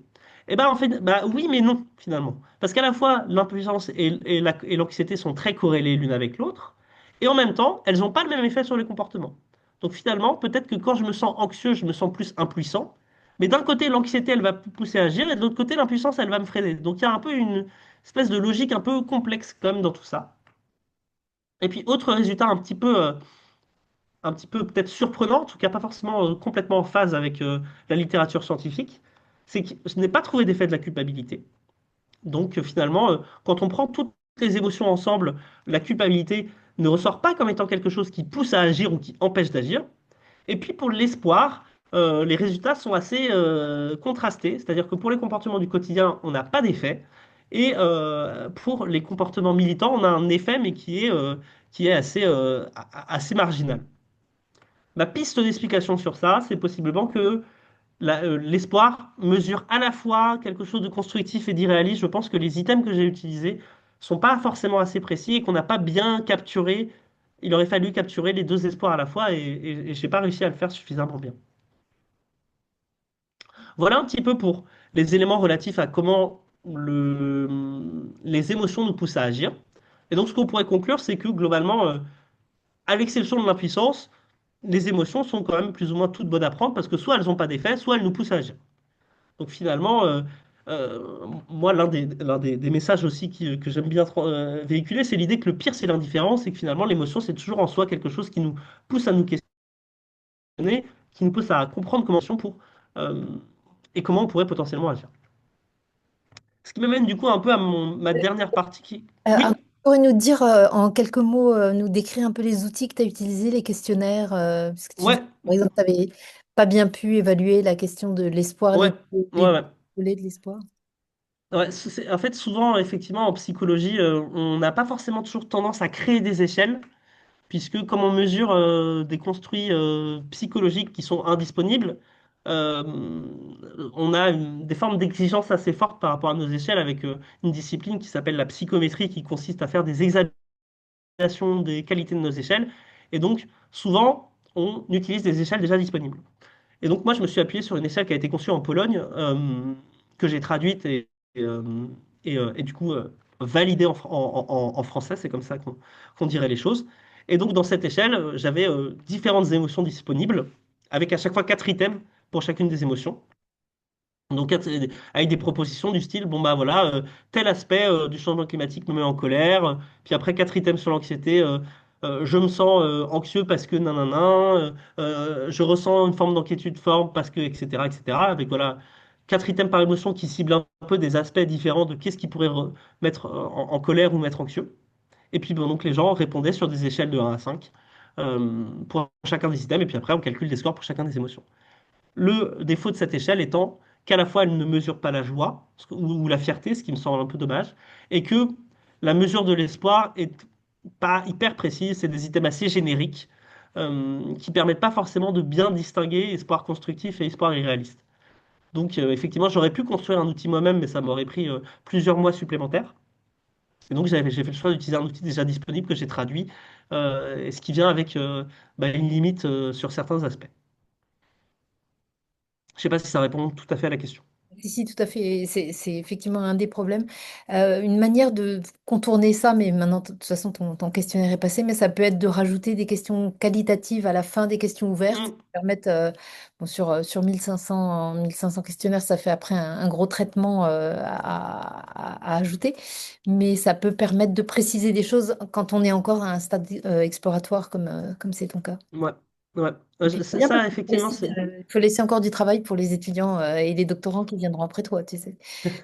Mais c'est un choix que j'ai pensé et que j'ai pas fait parce que effectivement, les questions ouvertes ont tendance à faire partir les participants parce que c'est plus d'implication cognitive, et d'écrire soi-même. Donc, on va dire que pour maximiser le nombre de participants, j'ai fait le choix de ne pas introduire de questions ouvertes, si ce n'est un espace de commentaires libre à la fin. Mais dans le futur, effectivement, j'aimerais bien remener des enquêtes à grande ampleur comme ça, mais avec que des questions ouvertes pour récolter davantage de données un peu plus interprétatives et moins numériques. Complètement vrai. Et du coup, pour un peu fermer cette présentation, prendre un peu de hauteur, finalement, et mon avenir à moi dans tout ça, et moi, c'est tout le monde, hein, c'est pas moi précisément, mais finalement, qu'est-ce que ça questionne qu'est-ce qu'on peut dire de la projection dans son propre avenir en lien avec le changement climatique et les crises écologiques. Donc en fait, ici, on parle de ce qu'en anglais, on dirait future planning en lien avec l'environnement. Donc finalement, comment les crises environnementales elles bouleversent la manière dont les individus ils envisagent leur propre avenir. Avec plusieurs questions qu'on peut se poser. Quelles composantes de la vie sont remises en question par les crises environnementales? Et puis dans quelle proportion et quelles variables psychosociales peuvent expliquer ces changements de perspective. Si on regarde un petit peu la littérature là-dessus, il y a beaucoup moins de choses que sur les comportements. Il y a quand même un certain nombre d'études qui s'intéressent à la parentalité et qui décrivent effectivement les questions climatiques comme une préoccupation importante dans les réflexions autour de la parentalité. Et puis, il y a certaines études qualitatives qui décrivent qu'effectivement, pour les individus qui renoncent à la parentalité, en lien avec les enjeux environnementaux, c'est souvent vécu comme un geste écologique assez radical et assez fort. Il y a, au-delà de ça, peu d'articles, peu de travaux qui abordent d'autres composantes de la vie. On va en trouver vraiment 2, 3, 4 maximum, qui portent sur les choix professionnels ou les choix de vie personnelle en lien avec les enjeux environnementaux. Et puis si on examine un peu avec quel autre processus ça a pu être associé dans la littérature, il y a plusieurs études qui font des liens entre parentalité et co-anxiété, ou encore les valeurs, ou encore l'orientation politique des individus. Et du coup, à la fois dans mes entretiens et dans mes questionnaires, j'ai aussi posé des questions aux jeunes sur le changement climatique, la crise environnementale, qu'est-ce que toi ça bouleverse dans ta manière d'envisager ton avenir? Et j'ai un peu retrouvé trois blocs qui sont les impacts sur la vie professionnelle. Donc là, on est sur les entretiens, les impacts sur la vie personnelle et puis les impacts sur la parentalité. Sur la vie professionnelle, on va trouver des discours de, on va dire, d'intensité différente. Donc certains qui expliquent que ça va leur faire choisir un employeur plutôt qu'un autre, par exemple. Voilà, dans ma trajectoire professionnelle, je vais essayer comme de privilégier des employeurs qui sont plutôt en lien avec les objectifs de développement durable ou de sobriété. D'autres qui vont dire que non, je ne vais pas faire un métier différent, je ne vais pas faire un employeur différent, mais dans ma manière d'exercer mon travail, je vais essayer de pouvoir faire des gestes écologiques dans le cadre de mon travail. Et puis, pour certains, on va dire ceux les plus engagés, c'est le choix de leur métier ou le choix de leur trajectoire d'études qui est vraiment influencé par les enjeux environnementaux. La question de l'environnement est centrale dans leur choix de trajectoire professionnelle. Sur les impacts en termes de vie personnelle, on va trouver des choses essentiellement sur la question du lieu de vie. Donc finalement, je me questionne sur où je vais vivre vis-à-vis des conséquences du changement climatique, et puis aussi sur comment je vais vivre. Est-ce que je ne vais pas essayer d'avoir plutôt un style de vie orienté vers la sobriété, etc., plus proche de la nature, plus dans l'autosuffisance, ce genre de choses. Et puis enfin, sur la parentalité, et je pense que c'est là qu'on a les résultats les plus intéressants, j'ai identifié un peu deux discours assez antagonistes. Donc d'un côté des gens, et ça je m'y attendais, qui évoquent leur appréhension sur l'état futur du monde. Je ne sais pas si j'ai envie d'avoir des enfants parce que j'ai peur de, euh, de ce que sera le futur demain. Et en même temps, un certain nombre de gens qui disent oui, mais sauf qu'en fait, faire un enfant, c'est aussi une source d'espoir. Faire un enfant, c'est aussi pouvoir l'éduquer, en faire un futur acteur. Quelque part, il y a aussi des gens qui vivent le fait de faire un enfant comme un geste écologique en soi. J'ai souvenir d'une participante qui dit, voilà, on va pas laisser que les gens qui votent Rassemblement national faire des enfants. C'est aussi à nous aussi de perpétuer nos idées de défense, de progrès, etc. Si on regarde un peu les émotions associées, c'est l'anxiété et l'espoir qui vont beaucoup ressortir, la tristesse un petit peu. J'ai illustré ça avec des citations puisqu'elles me semblent a- a- assez intéressantes, notamment celle pour la parentalité, qui illustre un peu ce que j'étais en train de dire. C'est notre façon d'être optimiste aussi, de faire un enfant. C'est écoute, on va te léguer un truc qui est pas tip-top, mais on va t'éduquer pour que tu le saches et que tu fasses en sorte que ça s'améliore aussi pour toi et pour ceux qui viendront après. Donc on est vraiment aussi dans cette idée qu'effectivement, la parentalité est vécue pour ceux qui n'en font pas comme un geste écologique, et puis pour ceux qui choisissent d'en faire, peut aussi être vécu comme un geste écologique. Puis si on regarde un petit peu les questionnaires, donc je fais le focus sur trois questions qui portaient, voilà, j'hésite à avoir des enfants en raison du changement climatique, le changement climatique influencera où je choisirai de vivre et puis va influencer mes choix professionnels. On constate que si on regarde les gens qui sont du coup plutôt en accord ou tout à fait en accord, on constate que la question du lieu de vie est la plus consensuelle. C'est qu'il y a quand même 79% des gens qui ont répondu qu'effectivement ça aurait une importance. Pour la question des choix professionnels ou du changement ou de la parentalité, c'est un peu plus partagé. Parce qu'effectivement, on va dire qu'on a juste un peu plus de 50%, donc c'est quand même assez important, mais on a une petite majorité des gens qui vont prendre ça en compte, et beaucoup d'autres aussi qui considèrent que c'est pas quelque chose de central dans leur choix. Et si enfin on examine les liens avec les émotions, un petit peu comme on l'avait fait tout à l'heure, l'anxiété et la colère sont des émotions qui vont être significativement associées aux trois indicateurs de parentalité, lieu de vie et travail. Donc, de manière générale, les gens qui prennent plus en compte le changement climatique dans leur projection dans l'avenir sont aussi ceux qui ont tendance à être le plus en colère, à être le plus anxieux. Un résultat que je trouve intéressant ici en bas, c'est le fait que l'impuissance est associée négativement uniquement pour le travail. Donc ça veut dire que les gens les plus impuissants vont effectivement se dire à quoi bon faire des études sur l'environnement, à quoi bon avoir un travail en lien avec l'environnement, si de toute manière j'ai le sentiment que tout ça est vain et qu'on ne pourra pas changer la situation. Et puis également, on va trouver un lien négatif avec l'espoir. Donc finalement, les gens qui ont le plus espoir que la situation s'améliore sont aussi ceux qui vont le moins s'empêcher de faire des enfants pour des enjeux climatiques. Tout ça m'amène donc à une petite conclusion pour essayer de délimiter quelques grandes idées qu'on peut garder de tout ça. La première chose, j'ai commencé là-dessus et j'ai un peu aussi envie de fermer là-dessus, c'est dire que l'éco-anxiété est rationnelle, que c'est une réaction normale à une menace qui est résolument préoccupante. On pourrait aussi garder à l'idée que l'éco-anxiété, c'est un continuum qui va de l'éco-anxiété adaptative qui concerne une majorité de personnes vers, dans des cas plus radicaux, plus extrêmes, une éco-anxiété pathologique qui là concerne plus une minorité. Et puis aussi qu'il n'y a pas que l'éco-anxiété, derrière ça, il y a quand même une diversité d'émotions qu'on pourrait ausculter, comprendre.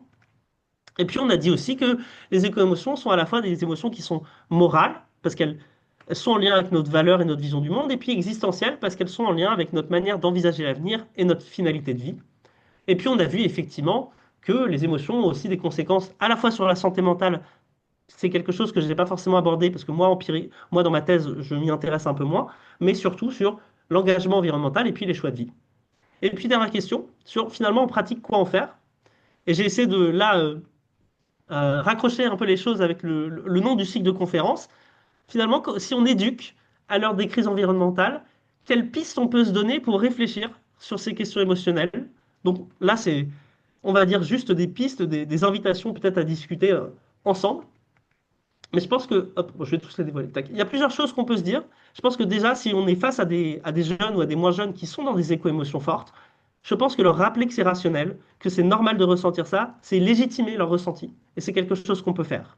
Également, dans cette idée-là, je pense que construire un espace de discussion, c'est quelque chose de très pertinent. L'idée, voilà, de construire un espace sécurisant où les gens peuvent partager leurs émotions, discuter ensemble. Dans cette idée, il y a aussi un peu l'idée de la jouer collectif, finalement, voilà, de faire, de créer du commun, d'aller plutôt vers les espoirs constructifs, etc. Je pense aussi que quand on est dans des cadres un peu éducatifs, ça me semble intéressant aussi de parler des acteurs qui font des différences, de donner un petit peu des modèles, à la fois nous-mêmes, j'ai écrit Nous sommes des modèles, et puis à la fois en donner d'autres pour des jeunes, effectivement, leur dire, bon bah voilà, si tu as envie de t'y prendre, de faire quelque chose pour pouvoir utiliser ces émotions que tu ressens, et ben en fait, voilà ce que tu peux faire. C'est aussi dans cette idée-là qu'à mon sens, on peut avoir un rôle en tant qu'adulte, en tant qu'acteur de l'éducation, dans le fait d'identifier des solutions, de valoriser ce qu'ils font déjà. Tout ça, ça, à mon sens, permet de cultiver l'espoir, l'envie d'agir, les choses qui ont du sens. Et puis enfin, je pense que ça peut faire un bon mot de la fin. Il y a quand même cette idée de trouver un juste milieu entre sa propre santé et celle de la planète. Parce que j'évoquais tout à l'heure cette notion de burn-out militant. Effectivement, c'est aussi difficile de lutter contre le changement climatique. Et à vouloir trop en faire, on peut aussi oublier son propre bien-être, sa propre santé mentale. Et à mon sens, les émotions, elles nous poussent à agir, mais elles ne doivent pas nous rendre malheureux. Et donc, il y a aussi cette idée qu'on doit pouvoir essayer de trouver un juste milieu entre d'accord, je suis aligné avec mes valeurs et en même temps, j'y laisse pas ma santé et toute mon énergie. Je vous remercie pour votre attention. Bravo, merci. Merci beaucoup Arnaud, c'était super. Yuki, vous voulez introduire la discussion? Ah oui. Merci beaucoup, monsieur Arnaud Spin. C'était vraiment intéressant donc présentation sur les éco-émotions. Et oui, ça m'aide beaucoup de comprendre, comment dire, la variation des éco-émotions en tant que ensemble et aussi la relation entre les catégories des émotions aussi. Et d'un point de vue aussi l'action comme ça. Euh, hmm, oui, et en fait, un peu vous avez évoqué plusieurs points à la fin comme d'un point de vue éducatif. Mais par exemple, si dans un pays un peu plus qui ne s'intéresse pas encore comme la question environnementale, aussi à les écoles un peu en difficulté, par exemple. J'avais travaillé, par exemple, un peu comme dans un espace d'accueil pour les enfants en difficulté, etc. Et les enfants, Hmm, ils ont plusieurs difficultés en même temps, économiquement, culturellement, etc. hmm, Et c'est hmm, vraiment, par exemple, dans un pays comme plutôt asiatique, vraiment concentrer l'éducation sur la concurrence. Je travaille la notion de la compétition hmm, dans la culture scolaire japonaise. Et souvent, hmm, cette manière d'éduquer les enfants dans la compétition, et c'est vrai, ça peut être un obstacle, comme éduquer de manière collective la question environnementale, le changement climatique, parce que c'est vraiment l'action collective dans la société. Et donc, voilà, comment dire, donc, dans ce genre de situation actuelle, par exemple, qui ne s'intéresse pas forcément comme à la question environnementale, qu'est-ce que vous pensez comme comment éduquer les enfants en considérant les éco-émotions, mais aussi, hmm. comment on peut dire, comme un peu indifférence, un peu comme plutôt euh, euh, un peu doute, un peu la doute, objectivité scientifique de la question environnementale, etc. Donc, hmm, comment éduquer les enfants à l'école, en Hmm, difficulté, en considérant aussi la question de la classe sociale, hmm, etc. hmm. Désolé, ma question, c'est est-ce que c'est clair? Non, c'est très C'est clair. bon? Euh, déjà, Ah j'aimerais oui, faire un pardon. peu Et- un warning. Je ne fais pas de sciences de l'éducation, effectivement. Là, c'est Hmm. quelques pistes pour essayer de recoller un petit peu la thématique du séminaire. Donc, voilà, ma réponse, elle est plus à titre d'opinion et pas forcément de savoir académique, parce que on va dire que je pense que mon expertise s'arrête au fait de comprendre les processus plus fondamentaux, on va dire, et les aspects plus éducatifs. Je ne sais pas si je serais le plus légitime pour en parler. Mais pour vous répondre avec quelques éléments, euh, je pense que la notion de littératie émotionnelle est quelque chose qui est très intéressant.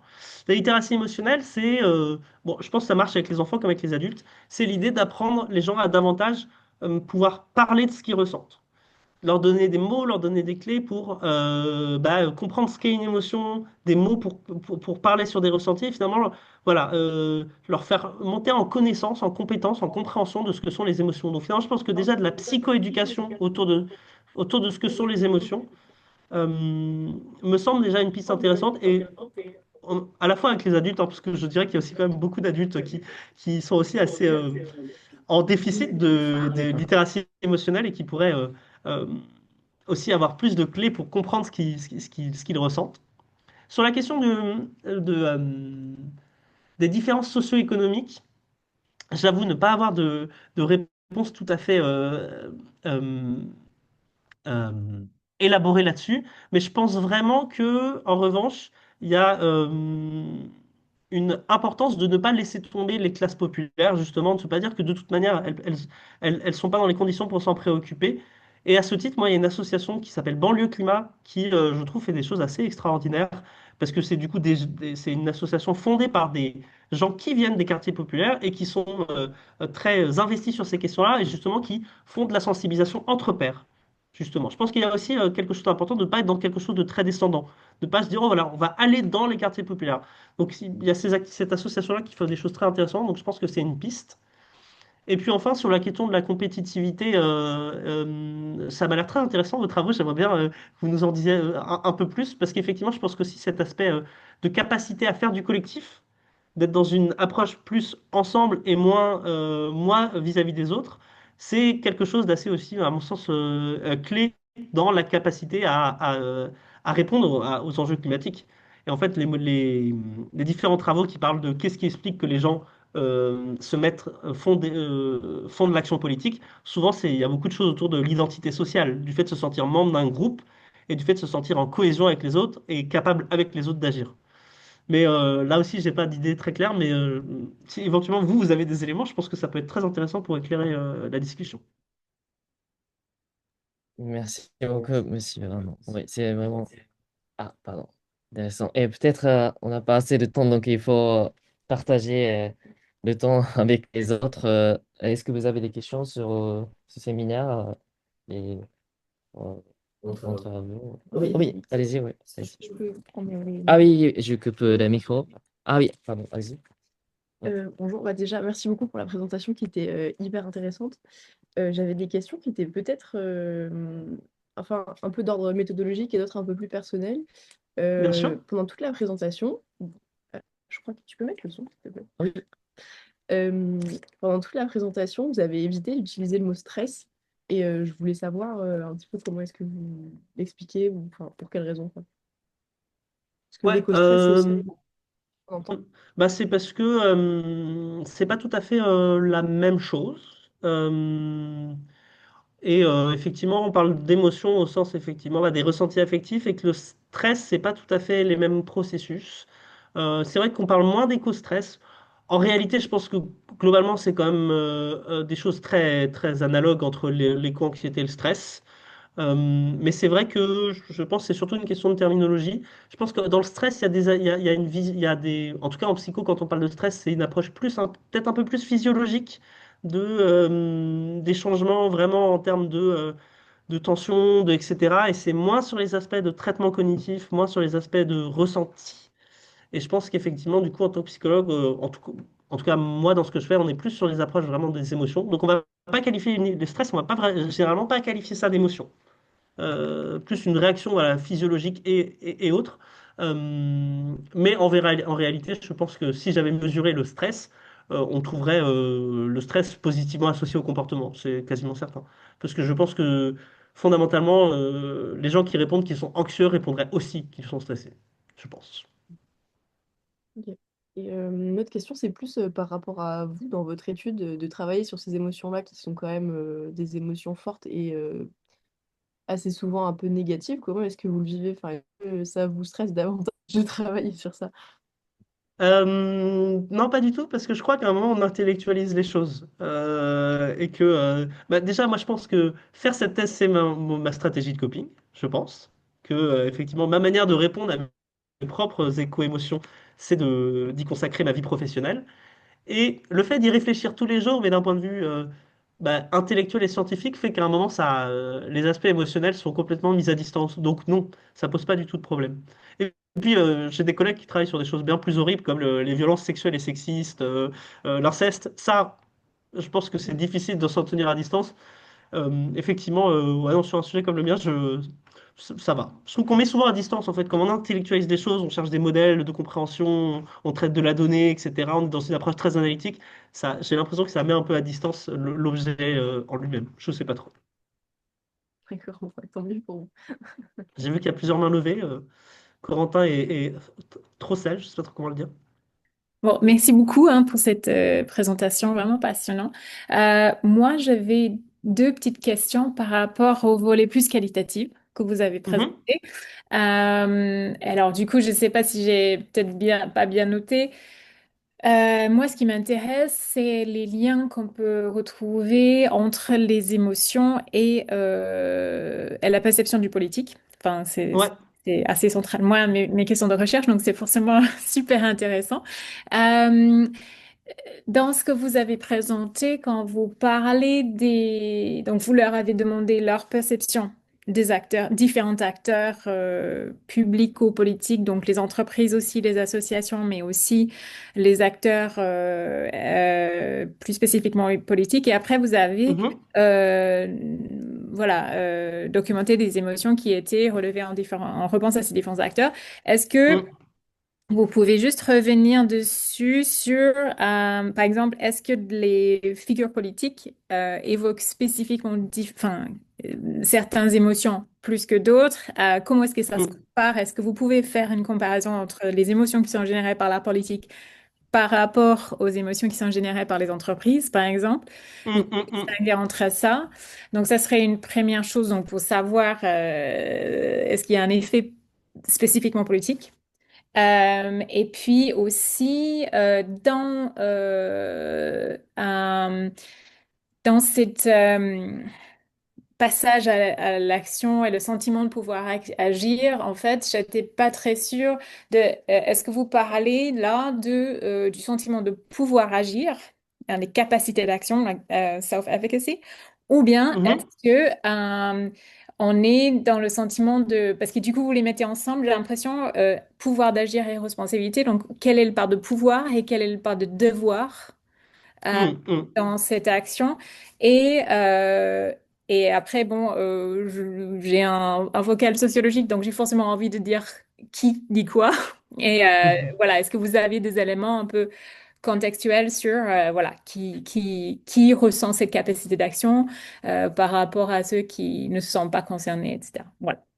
Mais merci beaucoup. Euh, Sur votre première partie de la question, j'ai partagé en écran un graphique là qui est dans le cadre d'un article que je suis en train de. J'ai reçu les retours des reviewers et je souffre en traitant leurs commentaires.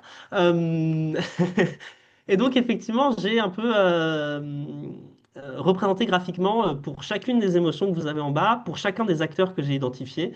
Je ne les ai pas tous détaillés, mais effectivement, voilà, j'ai mis un espèce de chapeau que j'ai appelé système économique. Je ne sais pas si on pourrait dire que c'est vraiment un acteur parce que c'est immatériel, mais et puis un autre, les médias que j'ai pas forcément détaillé dans ma présentation. Et puis, j'ai regardé bah, pour ces différents acteurs, avec mes questions de relance qualitative, quelles émotions étaient celles qui ressortaient le plus.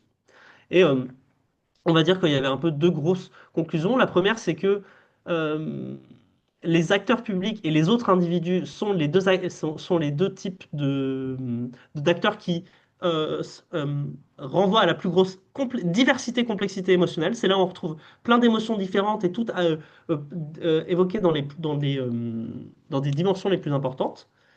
Et puis la deuxième chose, c'est que bah, selon les acteurs, effectivement, c'est pas les mêmes émotions qui ressortent. Moi, le résultat qui m'a un peu sidéré, c'est le fait que la colère soit plus associée au, à l'inaction des autres individus et moins à l'inaction des institutions publiques et moins des acteurs privés. Ce qui, à mon sens, alors là, c'est vraiment plus une analyse personnelle, ça, que même si les gens sont oralement dans une critique de l'individualisation, bah, finalement, quand même, dans leur ressenti, il y a quand même le focus qui est remis sur une approche individualiste de la responsabilité, parce que finalement, ce qui les énerve, c'est pas tant le fait que l'État fasse rien, mais que les gens qui sont autour d'eux ne fassent rien.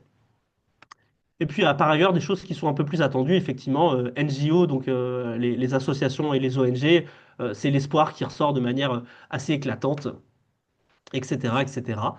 Donc ça, c'était pour la première question. Euh, et la deuxième, c'était sur... vous pouvez me la répéter peut-être?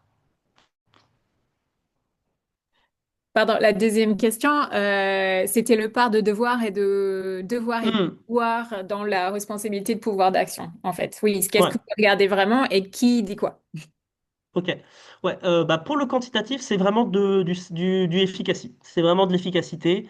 Il n'y a pas de notion de responsabilité du tout dans le quantitatif. C'est vraiment des mesures de je pense que je suis capable ou je pense qu'on est collectivement capable. Et pour le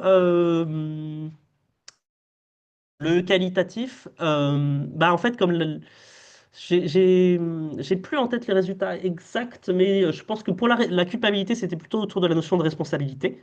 Donc effectivement, bah, je me ressens un peu responsable quand même, et donc je ressens de la culpabilité liée à ça, et l'impuissance plutôt autour de la question bah, de l'efficacité, donc du pouvoir d'agir. Mais effectivement, là, j'ai plus en tête dans le détail. Et puis pour ce qui est d'une approche un peu en psycho, on dirait une approche différentielle. Donc, qui dit quoi? Pour le qualitatif, il y a pas suffisamment d'entretien pour qu'il y ait des choses nettes qui soient ressorties. J'ai regardé un peu en fonction du genre, en fonction du niveau d'études, si on trouvait des fréquences différentes. Et il y a des choses, mais c'est vraiment à la marge. Et moi, j'ai conclu que globalement, on n'avait pas assez d'informations pour pouvoir faire des conclusions là de ce genre. Sur 30 entretiens, ça m'a paru pas suffisamment pour avoir des conclusions robustes. Et, euh, et pour le quantitatif, bah, effectivement, comme je l'évoquais, plus les femmes et plus les gens qui ont un niveau de diplôme élevé. Merci beaucoup. Corentin, tu avais une question? Oui, moi c'était un peu plus global, mais je me demandais un peu. Là, je pense dans ce cours, on avait aussi pas mal de gens qui faisaient de la recherche un peu en psychologie et aussi des gens qui faisaient de la recherche en sociologie. Et j'ai l'impression que parfois il y a un peu comme une barrière entre les deux.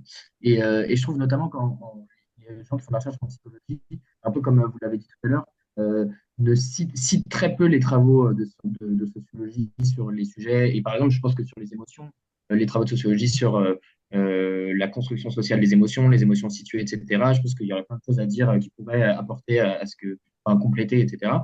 Et je me demandais d'où ça venait un peu cette barrière épistémologique entre les deux. Est-ce que dans les laboratoires de psychologie, on s'interdit de lire ces choses-là? Enfin, d'où ça vient globalement, quoi? C'est une vaste question, je ne sais pas si j'ai toutes les clés pour y répondre. Je pense qu'il y a des questions un peu épistémologiques. Parce que j'ai le sentiment que, bien qu'on utilise un peu les mêmes méthodes, donc des entretiens, des questionnaires, que on n'a pas les mêmes constructions épistémologiques, qu'on n'aborde pas les processus avec les mêmes portes d'entrée, et donc que on a fondamentalement pas les mêmes questions, ou alors on apporte des réponses très différentes aux mêmes questions. Et donc je pense qu'il y a une barrière un petit peu épistémologique. Moi, je lis un peu de sociologie. Bon, en fait, effectivement, sur les questions climatiques, il y a quand même beaucoup de choses en sociologie. Mais par exemple, j'ai en tête Jasper, que j'ai lu récemment, qui travaille sur les émotions en contexte d'action collective. Et ne serait-ce qu'en termes de terminologie, tout est plus ou moins différent. Il y a des choses très proches qui sont toutes nommées différentes. Et donc, je pense qu'il y a aussi il y a des barrières terminologiques, il y a des barrières dans la manière de formuler des questions de recherche, dans la manière de formuler des hypothèses. Je pense que la culture scientifique est assez différente. Et donc, je pense pas qu'on se l'interdise, mais que ça a un coût d'entrée qui est plus fort. Je pense que quand on est psycho, ça a un coût d'entrée qui est plus fort d'aller lire de la sociologie parce qu'on n'a pas forcément toutes les clés pour comprendre. Parce que effectivement, moi j'ai pas lu Bourdieu, la socialisation, je ne connais ça que très partiellement, etc., etc. Et donc je pense qu'il y a aussi la nécessité d'avoir un niveau de compétence initiale, quoi, pour pouvoir aussi bien exploiter des travaux sociologiques universitaires. Et donc c'est d'autant plus difficile. Je pense qu'il y a une barrière aussi de connaissances qui peut exister. Mais je pense que possiblement dans l'Assemblée, il y a des gens qui sont pas d'accord avec moi, qui pratiquent de l'interdisciplinarité et qui pourraient avoir des avis totalement différents. Et dans ce cas-là, ça m'intéresserait beaucoup de les entendre parce que je pense pas être hyper expérimenté sur cette question-là. Je pense qu'il faudrait beaucoup plus de temps parce que là, on n'a plus que 10 minutes et il y a quelqu'un qui vient juste après dans la salle. Donc, il faut qu'à 30, on soit sorti et je veux laisser aussi la possibilité à Hélène Vérac de poser sa question. Juste rapidement, c'est dans la manière dont tu as formulé ta question, Corentin, est-ce que les psychologues s'interdisent de lire la socio? On pourrait poser la question inverse. Et moi, j'ai fait un séminaire avec Serge Pogam il y a quelques années. Et effectivement, je trouve que la notion de coût d'entrée est une bonne analyse. Et il y a aussi après la légitimité, surtout quand tu es doctorant, mais même après, on est obligé de choisir où on veut publier et de faire des choses véritablement interdisciplinaires. De fait, alors même qu'on est dans une institution qui se targue de pratiquer l'interdisciplinarité, on voit que c'est pas si facile à faire fonctionner. Il n'y a pas tant que ça de séminaires interdisciplinaires entre anthropo et sociaux, ça va, entre sociaux et sciences politiques, ça va, mais il y a une espèce de méfiance, quasiment, pour ne pas dire d'hostilité vis-à-vis de la psychologie, notamment à l'école des hautes études où il y a une espèce de caricature. On dit la psychologie, c'est individuel, la socio, c'est collectif, la psycho, c'est de droite, la socio, c'est de gauche. En fait, moi, j'ai entendu des collègues dire ça et même l'écrire, hein. Je ne vais pas vous citer de référence, mais j'en ai parlé avec les collègues en question. Et donc, on a cette rencontre qui a quand même beaucoup de mal à se faire, même si elle se fait, hein. Je veux dire, j'ai un très bon rapport avec mes collègues, mais il y a quand même cette idée qui est assez ancrée et qui n'est pas propre à l'UHESS. Donc, c'est quelque chose qui est assez présent, alors même que des sociologues, pas forcément bourdieusiens, mais certains vont travailler sur les sociologies des dispositions. Donc, il y a aussi des choses, des sociologues qui prennent en compte les caractéristiques individuelles sans tout réduire au social. Et je pense qu'on pêche dans les deux sens, peut-être les psychologues en se penchant trop sur l'individuel au détriment du collectif et du social, et les sociologues à l'inverse en attribuant tout au social, en négligeant à la fois le biologique et peut-être le psychologique. Voilà, donc c'est là aussi, moi je caricature un peu et je veux vraiment laisser de la place pour la discussion. J'avais juste une toute petite remarque. Justement, qui va un peu dans ce sens-là aussi, c'est que tu t'es vraiment centré sur les questions purement d'éco-anxiété, mais on voit que très souvent, il y a des choses qui vont de pair avec ça, c'est la question de la justice sociale. Et on a vu ça dans plusieurs séances, que des questions de justice environnementale, justice sociale sont indissociables, et notamment par rapport au burn-out militant, on voit que Mm. et les faits et les manifestations sont assez similaires. Donc, je ne sais pas si c'était un choix délibéré parce que ton sujet est déjà très vaste, hein, ou si c'est quelque chose que tu réserves pour un postdoc. Ouais, deux choses. Déjà, moi, pour revenir sur cette question d'interdisciplinarité, moi, je trouve qu'aussi, c'est pas grave de pas répondre à la question complètement et que la diversité disciplinaire, elle est aussi là pour ça. Nous, en psychologie sociale, justement, on se dit qu'on est sur des phénomènes socio-collectifs, mais par le prisme de ce qui se passe dans l'individu. Et en fait, moi, je suis tout à fait en pair avec le fait d'apporter une réponse partielle à la question et que la santé publique, la sociologie, l'anthropologie, l'économie, la science politique apportent des pistes de réponses différentes. Et après, c'est vrai qu'il y a un travail difficile de mettre en commun.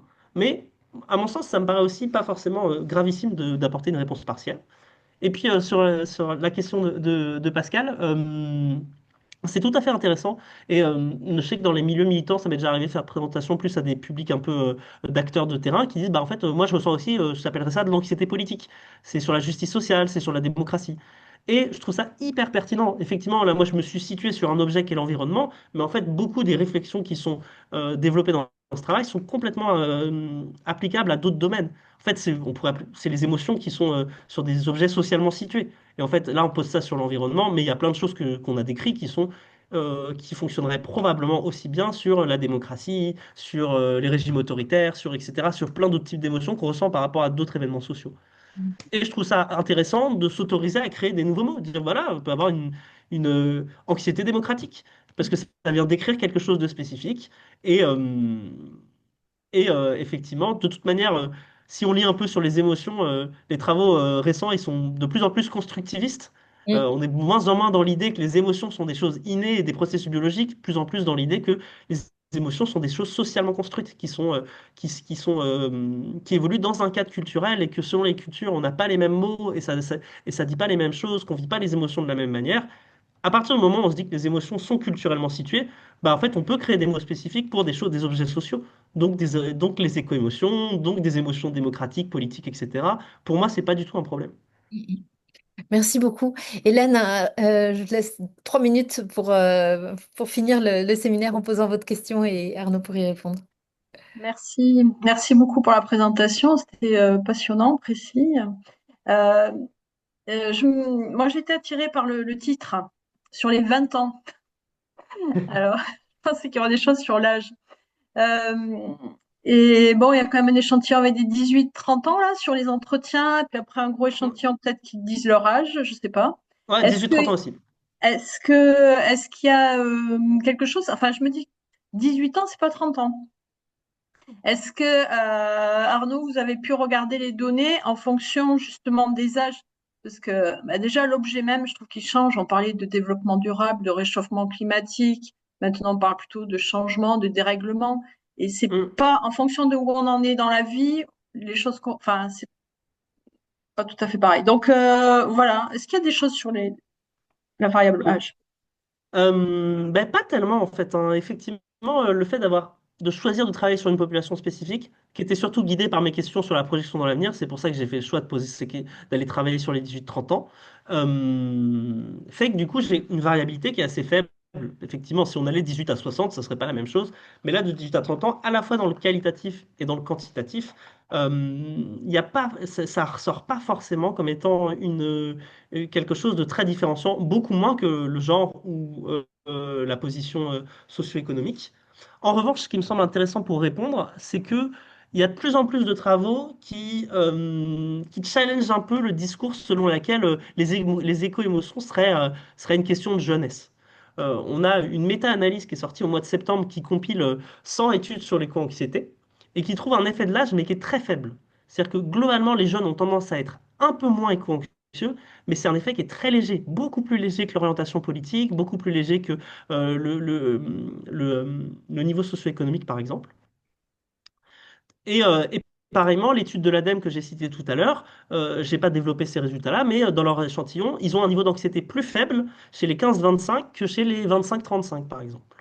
Ce qui est aussi peut être un peu contre-intuitif, se dire, ah bah en fait, les générations Z, entre guillemets, sont moins éco-anxieux que les millennials. Est-ce que c'est parce que les millennials, ils viennent d'avoir des enfants et donc c'est en plein dans leur réflexion, ou est-ce que c'est parce que à 15 ans, on n'a pas encore toutes les clés de compréhension du monde pour pouvoir formuler une pensée complexe de ce niveau-là? J'ai pas d'idée particulière, mais par contre, ce que montre de plus en plus la recherche récente, c'est que l'idée que l'éco-anxiété est une histoire de jeunes, a priori, c'est quand même pas si vrai que ça. Merci Merci beaucoup. beaucoup. Merci à toutes et à tous. Merci à ceux qui sont sur le site avec nous. Et ben, je vous dis à la semaine prochaine pour l'avant-dernière session de cette série. Et merci et à bientôt. Au revoir. Merci pour votre accueil, au revoir. Merci beaucoup Arnaud. Merci, c'était passionnant. Merci.